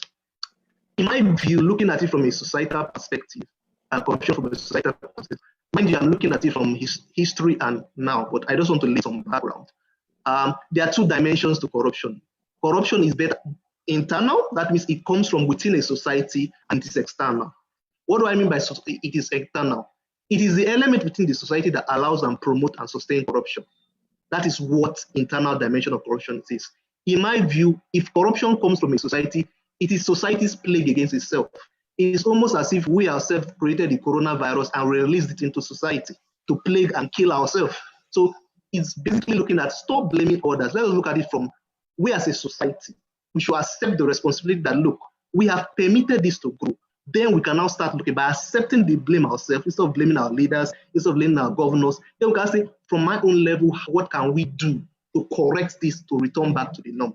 So in looking at internal dimension, I look at it from three different perspectives. There are three starters that determines the permissibility or otherwise of corruption in a society. It comes from either the elite, the government, and the citizens. And I deliberately put the government in the middle, Because many times and not, we carry the government to the top. Government is a social contract. We created government. The citizens permitted government to exist, to deliver on their expectation. Then we look at the elite. In every society, every civilization, the elite determines the direction of that society. If the elites are corrupt, that society will be corrupt. If the elite says there will be no corruption, that's society, because they have the greatest amount of resources, influence, and clout to determine the direction of society. So they have influence. They are not more powerful, they just simply have the influence. Why government is the decision maker, they decide on how to make the rules fair and knowable in advance so that everybody can play by that rule and shared prosperity can be delivered to us all. If government therefore is hijacked by the elites or some group of people, corruption will continue to permeate in that society. Citizens, many people do not know that citizens have the greatest amount of resources. When I mean citizens, I'm looking at the middle class, the lower class. The elite, I'm looking at the ultra wealthy and the likes. There are two different classes of people. That's why I say I'm going to also look at it from a class perspective. Citizens that are in middle class, those who earn above 100,000 naira on a monthly basis and above, that's how the McKinsey report defined middle class of Nigeria. I think there's about 20 million people in that bracket. How then do they have the greatest amount of resources? They have the greatest amount of clout. But because of their numbers, they are not organized. They cannot legitimately throw out their grievances to government. But it is from this group that legitimately derives from. They serve as the expectation lever. So I just created some levers there. The elite will serve as the influence lever, the government will serve as the decision lever, and the citizens will serve as expectation. What is the expectation of citizens? The previous panelists have spoken about the expectation of our citizens, that when you get there, you should bring something back. If that's our expectation as a society, definitely corruption will continue within this problem. So the next dimension that sometimes we do not look at, but it's not a way of blaming others, because whatever happens in your family, you are the author and finisher of it. It is look at the external dimension. It comes from forces outside of your society. There are forces outside of Nigeria who want to take undue unethical advantage. They see the weak structure, the corrupt environment as an avenue for them to come in, make their money and go out. The problems are yours to deal with. So this element exists, but it does not exist without collaborators within Nigerian society who collaborate with these outsiders to create the kind of distortions we see in our society, the corruption we see in our society. We remember the Hill-Button scandal that happened here in Nigeria. We remember the PID scandal that Nigeria was slapped with a large fine that I don't know whether my generation or the generation coming after can pay that fine over that time, but we took it to court, thank God for that. So this dimension, I divide into foreign interests. The foreign interests are the foreigners to us who come in with their own expectation. They want to gain undue advantage. And collaborators, those in society who wish to benefit from whatever is going on within that dimension. So let us now go into the historical perspective of corruption. History is broad, and like I said, I have a background in international relations, but I am avidly interested in history. That understanding the history of things is when you can know how to solve it. So corruption is not new, and everybody, I think the previous speakers have said so, it's not new, tracing from colonialism, neo-colonialism, but tracing as far back as even the history of man.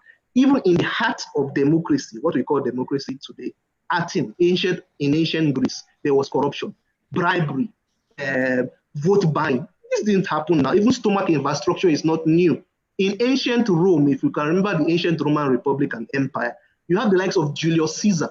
Julius Caesar, whose activities and action led to the end of what we call the ancient Roman Republic and led to the emergence of the Roman Empire under Augustus. He himself marched on Rome.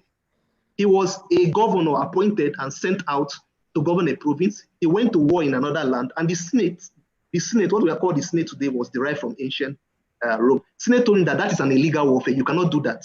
The wealth he acquired there, he was using to bribe people to buy vote during elections in ancient Rome. They had elections, and with grain and salt, wine and meat, you can bribe citizens to vote for you as they like. And that's how citizens, they're just exchanging it. It was called the use of circus and beer. Just entertain the people, and then you can do whatever you like. Although he had his own good intentions in creating a new system, but how he went about it for the Senate was corrupt. So to ancient India, to ancient China, and yes, to a pre-modern Africa. But the difference between the society and the modern day is that although corruption existed, society still had values. There was still this, you do not do it to this extent. There was like a lever that, do not cross this line, even though you are corrupt. We can even look back in, for those of us who are Christians, if you look at the biblical example of St. Paul in the Bible, when he was arrested and sent for trial. I think was that Caesarea Philippi. The judge that was appointed was expecting to bribe him. The judge there was expecting to bribe him. This happened over 2,000 years ago. So corruption has always existed in every society, and as civilization develop, there is always corrupt element. Even in the United States today, if you check 2020 scandal, corrupt scandal in the United States, you'll be shocked to see the number of corruption that is happening there. And the like. So looking at it also from its Western origin. Thank you very much, my Prof. Looking at it from the Western origin, I am not blaming the West. I'm not saying that corruption originates from the West, but I believe that materialism, the pursuit of material acquisition, created a new wave of corruption that we have not yet seen in the history of man before, like the Opium War, Western Day. Because I have time, I would also have to rush and slide. So definitely I look at the spread of corruption to Africa, but most people have already talked about it. African collaborators were the ones who allowed many of these things we are saying today. I stated at the end of this that blaming others do not help. It is escapism. We must own up to our faults and determine how to fix it. What is the reality of corruption here in Nigeria? No administration since independence has escaped this kind of corruption. That is true. And such is absence of the undetected corruption. Corruption Incorporated, which is a mega billion US dollar industry in Nigeria. Since independence till now, over 400 billion has been stolen. And public perceives most Nigerian institutions are corrupt. That's an indictment of society by a society. And the last day, you can see that by 2020, there's an analysis that says by 2020, corruption will account for 37% of the Nigerian GDP. 37%, that means 37 kobo of every 1 naira you own by 2030 will go to corruption. And definitely, how then do we chart a way forward? I know a lot of people have produced a lot of things, but I think proper diagnosis will start. It's just like a virus. If you don't have the proper diagnosis of the virus, you cannot solve it. And the next one is vigilance. This one is very dear to my heart. Citizens' vigilance. When you shine a light on something, that is when the thing will be exposed. If you keep on hiding and speaking in our bedrooms, nothing will happen. And we have a lot of civil society organizations that are doing that. Budget IT, which for the first time have brought out citizen budget, telling us what is being spent on our budget track, where you can go to a place where a budget is cited in your local community, see it with your phone, you snap it and you send back, and they'll go and evaluate how this will do. Yaga Africa that gave us the not so wrong to young wrong bill, follow the money that does the same thing as budget IT, connected to it and the many more. So what am I saying here? What we have to do is we need to volunteer, because these are volunteering institutions, to shine the light. You don't need to travel far. Within your community, just check on their site. They will tell you the project that government is doing there. You go to the location that is stated in the budget and see if it's there. If it's not there, you snap it and send back. A team will come within a month to check if that is the fact. That's one way we can go about it. We also need generational thinking. Corruption cannot be scrubbed away from Nigerian history immediately. How then do we prepare the next generation for the fight? What can we do within a generation? What is our achievement? What can we put? A gradual approach. Although many people say it should be holistic, it should be this, it should be that, I think, how do we recruit the next generation of leaders? How do we train them? And the likes. We need to think about generational thinking in solving the issue of corruption in Nigeria. And lastly, we need to return to our values. We need to decide as a society, what do we wish to have as values? And I believe we should start from one, the value of life. I don't think we should start from many, just one, the value of life. If we value life, moving forward, we will be able to do much. And I just want to end with this quotation. That which grows in the shadow but withers in the light of day does not belong on the vine. Thank you very much for listening. Thank you so much, Mr. Michael, for that wonderful presentation. Thank you so much. Before I take the final round of comments and then we end today's webinar, I would like to recognize one or two participants who are willing to ask a question and make comment. Let me go to Professor Bukola from Missouri. Professor Bukola, you have the floor. 3 minutes. Professor Bukola. Professor Yeni, you can talk now. Unmute my. Yes. Oh, thank you. Yes. I have two issues to raise. One is a comment, the other is a question. Please. The first one, the comment goes to Dr. Obinna Chinweokwu. Okay. I like to challenge his view to Nigeria as put forward in this presentation. And I must say ahead that it's not his view. It's a popular thing that Nigerian politicians, Nigerians in general talk about. In his presentation, he traced Nigeria's problem to 1914 amalgamation of Northern and Southern Protectorate with the Crown Colony of Lagos to form Nigeria. My point is simple. Almost all nations of this world were amalgamated at one point or the other. So this is not new. It was valorizing Germany. Therefore, I will use the case of Germany to illustrate this point. German-speaking people, they spread widely across Europe. They are not just limited to Germany that he is in. In fact, if you are going to trace the history of ethnic groups in Germany, how they merged together, we can go back as far as 1815. In fact, the process started in 1815 and ended in 1866. The name German or Germany itself were not German. It was even derogatory. It was imposed on them by Julius Caesar, who derogatorily described the land beside the Rhineland as Germania. He was using it to differentiate from Gaul, that is France, that Caesar conquered. So back to the history of Germany, I will talk about it briefly. German Confederation was formed in 1815 by 39 different ethnic groups. They have a common language that Julius Caesar called Germania.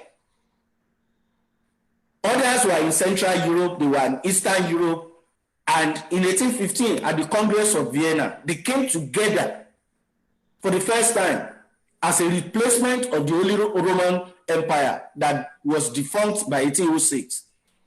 We can even talk about Italy too.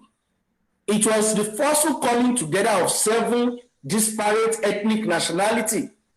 So what is the big deal about Nigeria that everybody keeps talking about amalgamation of 1914? People who are not historians or some historians with false education have also perpetrated this lie. Permit me to briefly correct this. As a historian, I've always known one fact. From our oral history, you will find evidence of it. The 3 big ethno-linguistic groups in Nigeria, Yoruba, Igbo, and Hausa, were all works of Magyars. Take the case of Odolaye. He had a son, Okabi. Okabi had 7 children. These Okabi's children, the 7 of them, thank God, Lawyer Ibrahim is here. He doesn't want the name lawyer, but I don't care. Yeah. The 7 children of Okabi dispersed from Ile-Ife to other parts of Yoruba land to rule over the people there. Guess what? The people to rule over these people. So we are talking about histories of people from somewhere ruling over another people, and they form what we today call Yoruba land. What about a rich tradition that talk about the amalgam of 7 original Igbos? What about the Bayajida story from Hausa land? That talk about 7 legitimate and 7 illegitimate children. So to 1 minute more, sir. Thank you. So if you look at all this, it's just a story of processes in which bigger groups were formed through amalgam of smaller ones. So I don't want us to continue with that track. The second one that goes to Mr. Ibrahim, my lawyer friend, I will want you to speak to the impact of this culture of giving gifts, which has always been part of African culture. What are the impact of the culture of giving gifts in the enthronement of corruption in Nigeria? Thank you very much. Thank you, sir. Can I react to that? No, not yet, sir. Not yet. Take note of the question. Ipiwa, sir. Ayo Ipiwa, sir, you have the floor. Ayo Ipiwa, sir.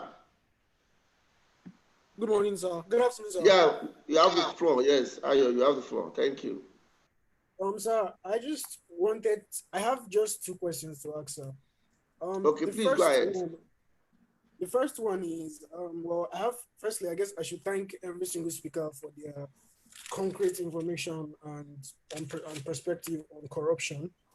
But my first question is, we have been able to establish the facts from what everyone has said about corruption. One of the facts I was able to establish is about corruption existing in the mindset of upcoming leaders and upcoming future leaders in the country. I think one of the speakers said something about people queuing to get their own courts more than people who are already getting their own courts.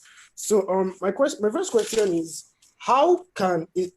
is there any available concrete means or way to curb the already existing mindsets on corruption or the already existing perspective on corruption amongst youths on upcoming leaders?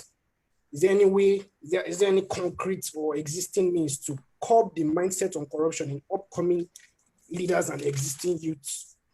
And my second question is it advisable or does it sound like a legitimate idea to introduce the idea or the talk of corruption into the academic system for the next generation in order to build up their mindset or to deviate their mindset away from the popular view on how people see corruption and the society for the next generation?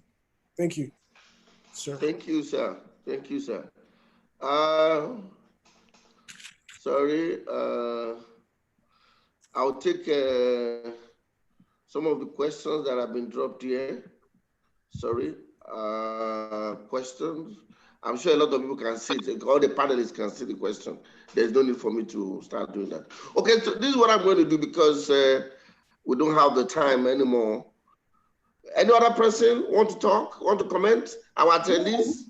I need to react. No. I'll come to the panelists. I'm talking to the attendees and those watching. Thanks, Professor Badini, for your comments online. For your comments, we appreciate that. Is on Facebook.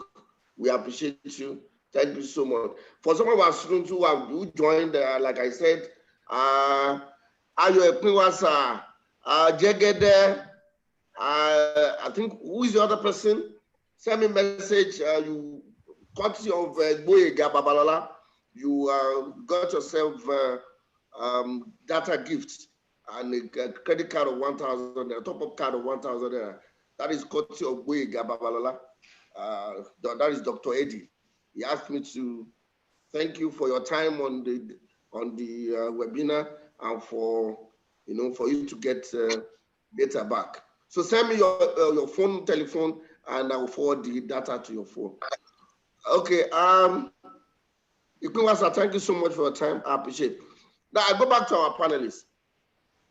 We are running off. I'll just take final comments from everybody. So Obinna, you reply when you are making your final comments, okay? So I will start with Professor Lawrence, Bamikole, then to Dr. Tayo, then Dr. Chika, then to Obinna, and then we end with Dumbi. So, Professor Bamikole, 2 minutes, please, because we need to leave. It's been a long day, sir. Yes, thank you, Mr. Chair and my fellow panelists. This has been an exciting discussion. What has come out from this discussion is that we need to shift our focus on corruption a bit to see corruption not as a problem, but as a mystery. When we say something is a mystery, it means that human beings themselves were part of this problem. And that is why it has become very, very difficult to address the issue of corruption. Now, I want to make a kind of correction. My concept of Omoluabi is not an empirical concept. It is a normative concept. For the simple fact that our leaders do not act like Omoluabi does not actually deviate from the ideal concept of Omoluabi, because it is an ethical concept. It involves the issue of personal and public morality. And I am saying that as long as we are deviating and violating these principles, definitely we are engaging in corruption. My solution, well-suggested solution. Some of these panelists have suggested the idea of civic education. Very, very appropriate. But I want us to begin from even our own personal reawakening, moral renaissance, actually moving to a new humanity at the personal level. And so when we extend this to the political level, then it forms the idea of citizenship. I'm not sure whether civics is still being a subject in our primary curriculum. One of the suggestions that I want to make is that let us inculcate these moral principles into our curricula right from the primary to the tertiary level, and then try to inculcate in our agents the motivation for us to do something that is rather than actually engaging in something that is actually a debasement of the concept of Omoluabi.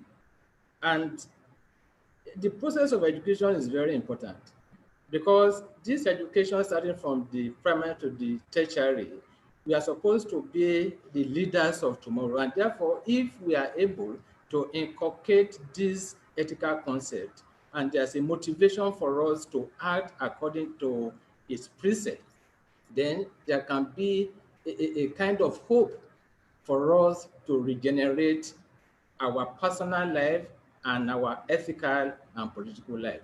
Thank you. Thank you, sir. Dr. Tayo, please. Your closing thoughts, sir, your final thoughts. We can't hear you. You need to unmute, sir. Okay. Can you hear me now? Yes, we can hear you, sir.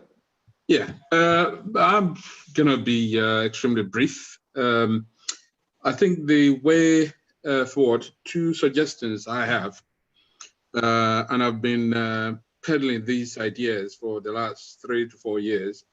As in, none of the main idea I've been peddling for the last 3 or 4 years hasn't really got much traction. But I will push the idea again, regardless, right here. The first thing I think that needs to be done is that we need to decriminalize corruption. Wait, it's not what you think.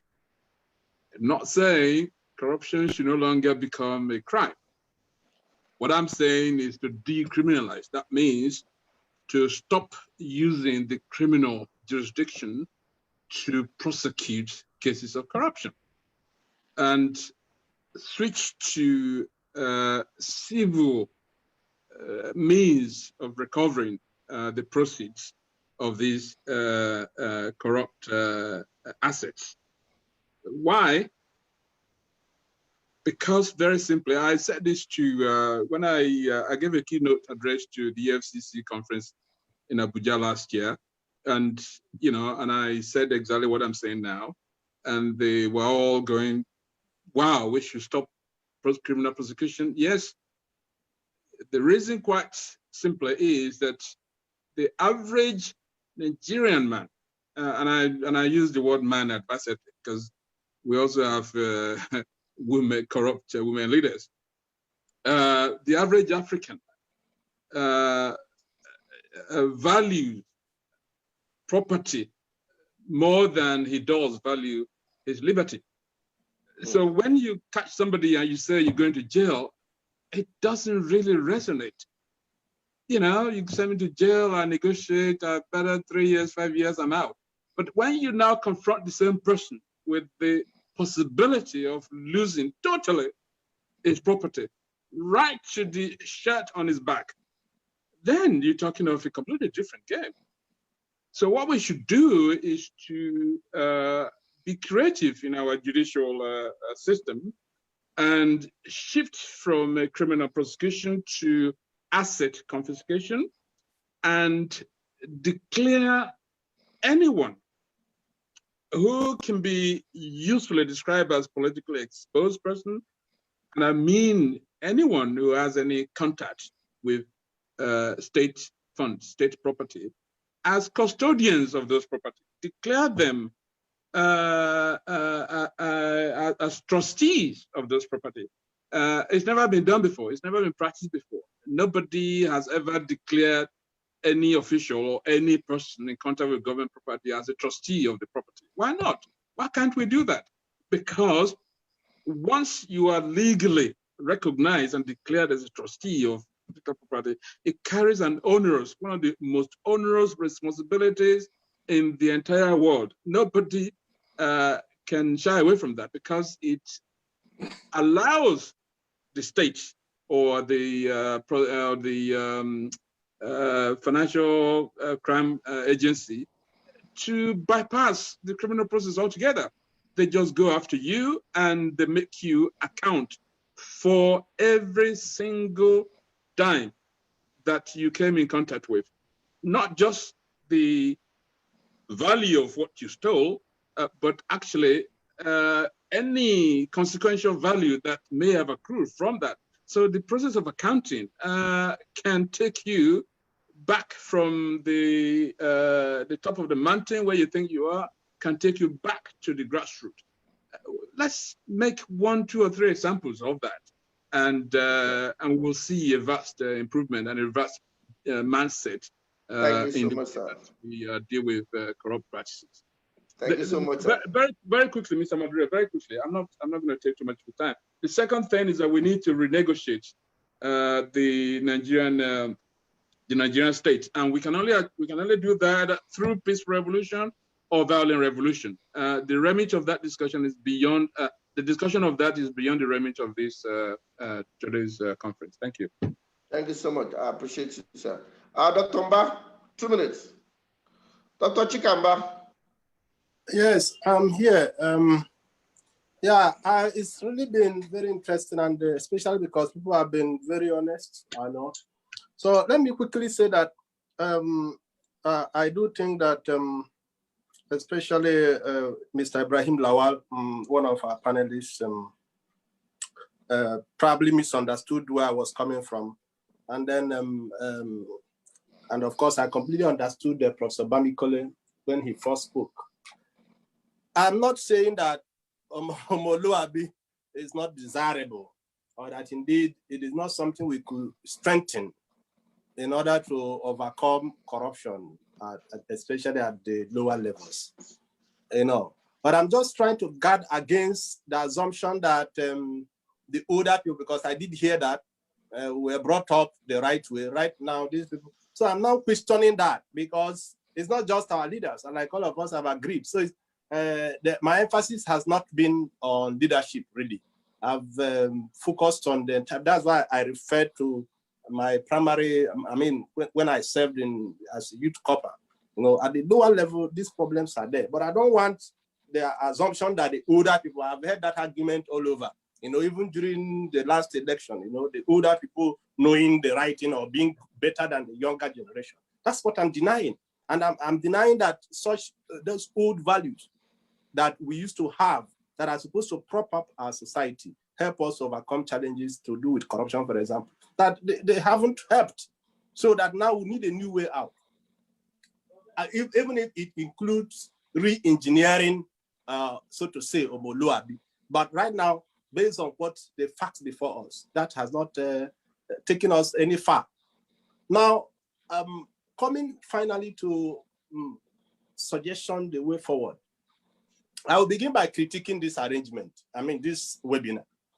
Although I think, Professor, I think Yemi, you have already replied to someone on that, online.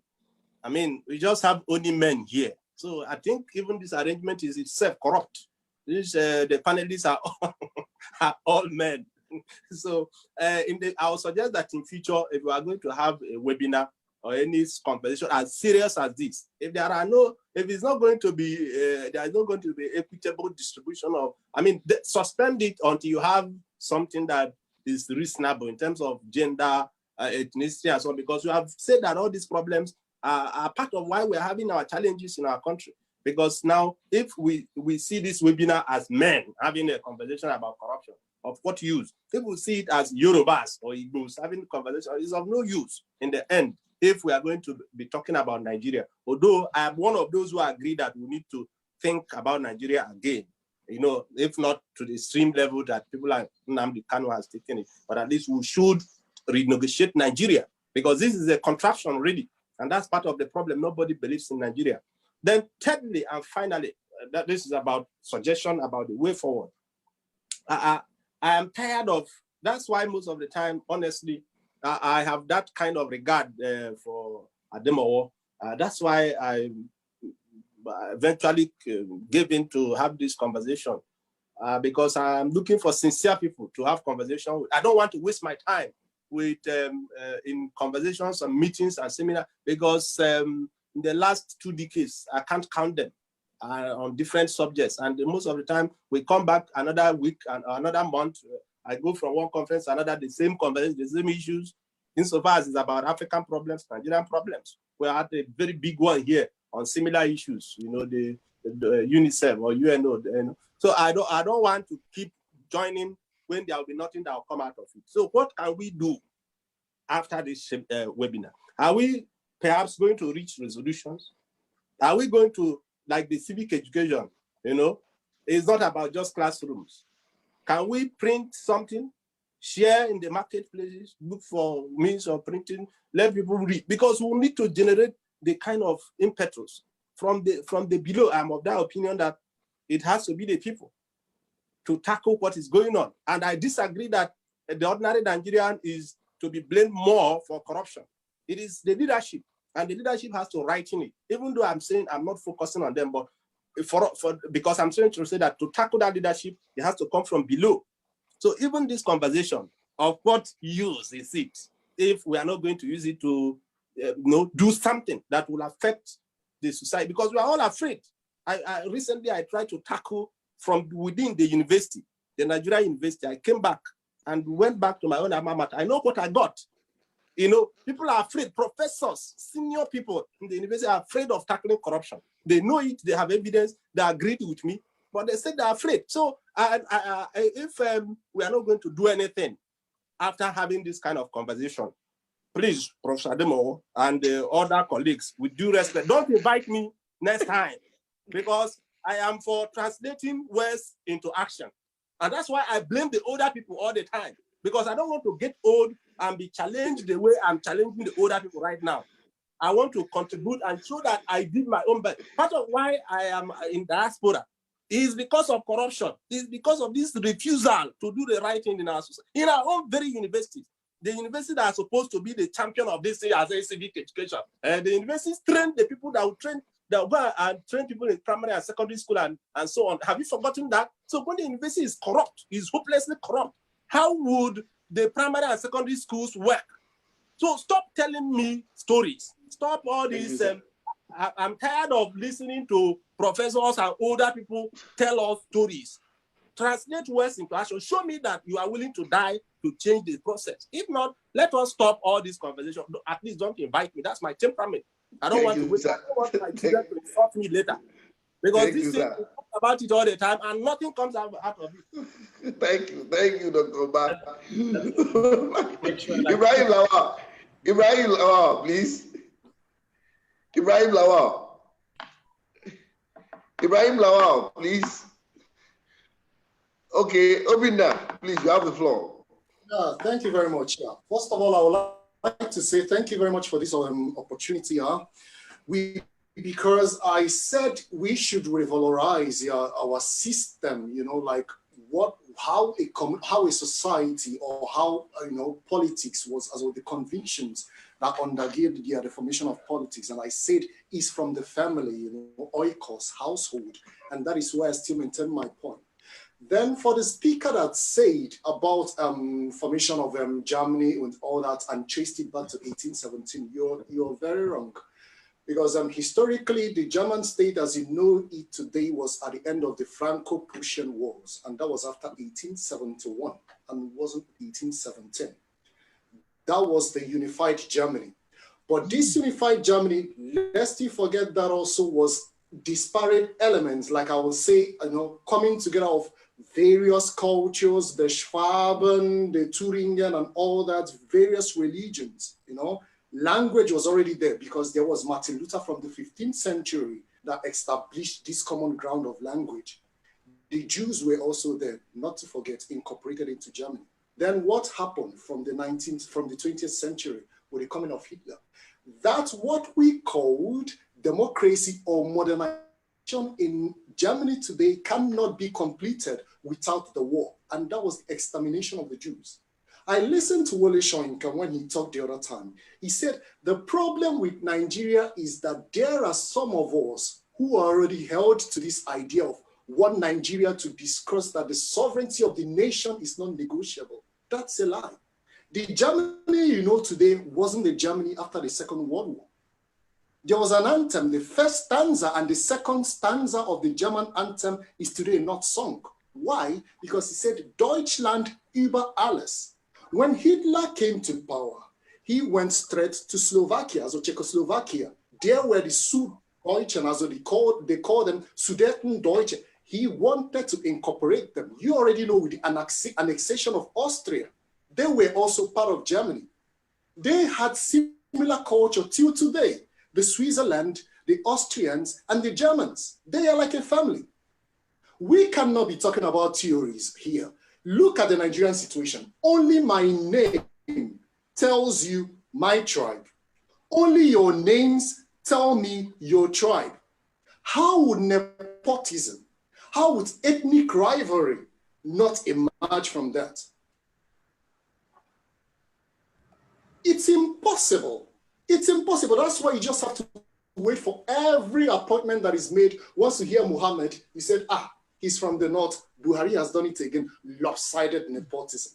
You hear this one. Someone even had to block me because of the fight between Faleke and Ngige. He thought I was of the opinion that Ngige is this one or that one. I don't support neither. But I don't like where Nigerians, our youth, key into this tribalism. It doesn't work that way. If it is what, or if Nigerians cannot transcend that, religion, culture, language, I don't see why we could say that the unity of this country is non-negotiable. That's my part. That's another part. As the second part I want to talk about is we are all given conclusion, right? Yes. Okay. The revalorizations that we should transcend all these tribal, ethnic, whatever, and all that. See each other as family. Democracy itself has already its weak points. You know, if you could even tell me, sir, that I'm a dangerous communist, I would accept that really, because democracy had offered us nothing except that this government topples one, the other comes, promises you change. This one comes and tells you the change. APC, PDP, you cannot tell which one is democratic. Unlike in the America, you know the Republicans are the conservatives, the Democrats are the liberals. But in Nigeria, what do you have? Nothing. Just a system, series, catena of this one comes in, you know, continues where these others stop, or try even to cause an upheaval of the previous administrations. And the Nigerian people replicate these things in their lives. It has no longer meaning to them. They are disillusioned. So sometimes when we talk about this thing, I think we should also, not only that we revalorize what we think, or the civic education or whatever, going transcending tribe, you could see, you go to wherever you see Igbo ministers in Lagos, or you see Yoruba ministers in Igbo land. This is what I'm talking about. We transcend that. In UK, you see them, you see Nigerians in the parliament, and you rejoice. But in Nigeria, in our own country, you are born in a land, you do not belong there, even till that. Thank you, sir. How does this work? It can't. You know, I grew up in a state in southeastern Nigeria. I grew up in a state, in a southeastern, I've lived there, my family lived there for over 30 years in Abia State. I'm from Anambra State. My family lived over 30 years in this state. One day, one of the governors woke up and said, all non-indigens back to your states. In Southeast, we see that already in Lagos. We see that in North. We see that in East. Rural policies, this one, everywhere is shaking. As people have so much keyed into the corruption that we can no longer become like a family. We have defamiliarized ourselves. Now, what is the solution? That we should revalorize look back into ourselves. Look and transcend all these ethnic rivalries. Look and transcend all these religious divisions and whatever. All the other, it's no meaning. You come to Germany here, you call someone's name, Angela Merkel. Only few would know, where is she from? She's from the East Germany. Her name doesn't give her out. Not same with Nigeria. Only your name alone is to crucify you, is to make you remain jobless for the rest of your lives. Thank you, sir. Please, just 1 minute. Round up 1 minute, please. Okay, so what I'm saying is that I really thank you for this opportunity you gave us, so that it's not only about talking. We should also, try things that are feasible, feasible. If it is come back to the table, discuss restructuring or whatever, discuss the values. I'm so interested about the younger generations coming up. They have, you see Yahoo now. I was also a victim of it. Someone took my 8,000 whatever. You see, there is no longer, the hold is so tenuous, it can no longer bind. There should be revalorization. Tell them that the graft and industry are the ways to success, not through Yahoo, or comparison of this, why you go arrest this person, why you leave the politicians, maybe they steal. Thank you, sir. Thank you so much, sir. I appreciate you, Obinna. Thank you, Obinna. Yes, I am here. You have the floor, sir. You called me the other time. Yes, let me. There's a question for you from Professor Bamikole. Yes, it talks about gifts. It talks about gifts, and the law is clear as to the manner of gift you can get. You can get a gift if there is nothing attached to it. The law is very clear about when a gift could be offered and when it could become unlawful for you to get a gift, particularly when you have business relationship with that person in terms of you are an official, and the person benefited from your official duty, and in the course of that you are offered a gift. It can be criminal because that would be trying to give back to you in form of kickbacks. So that's the concept of gift is different. But when you now, because on the basis of who you are, a gift is given to you, it is different from the Yoruba concept of giving gifts in appreciation of whatever goodness you have done. It is quite different. Having said that, I still want to also insist that to tackle this problem of corruption, all of us must put our hands on the glove towards ensuring that this monster do not, destroy all of us. We must begin to get interested in the affairs of our community and ensure that we downplay the role of money in our politics. We must, as educated elites, get involved in community development and try as much as possible to educate our people and show by example what we can do differently. We must let them realize the fact that it does not take the whole world to make things happen, that we must contribute our effort. It is not enough for us to sit down at the comfort of our offices and begin to postulate and say this is not good, this is the way forward. There must be practical engagements now. And that is why I want to agree with Dr. Chikamba as to our practical approach to issues. And one of the ways by which you can do that is for us to get involved. If I'm starting from our community, by the time we do that and we lay good examples, I can assure you that things would be different from what they are. You see, the problem even with our youth is that there are no role models. We don't give ourselves out as role models. And so what they do, who they see, the hush puppies of this world, becomes their role model, because we have failed in our duty to also give that leadership. If I challenge all of us now, how many of us, as we are sitting down here, as educated and exposed as we are, how many of us had gone back to our village and mentor one or two persons to be like us? We have also failed in that duty.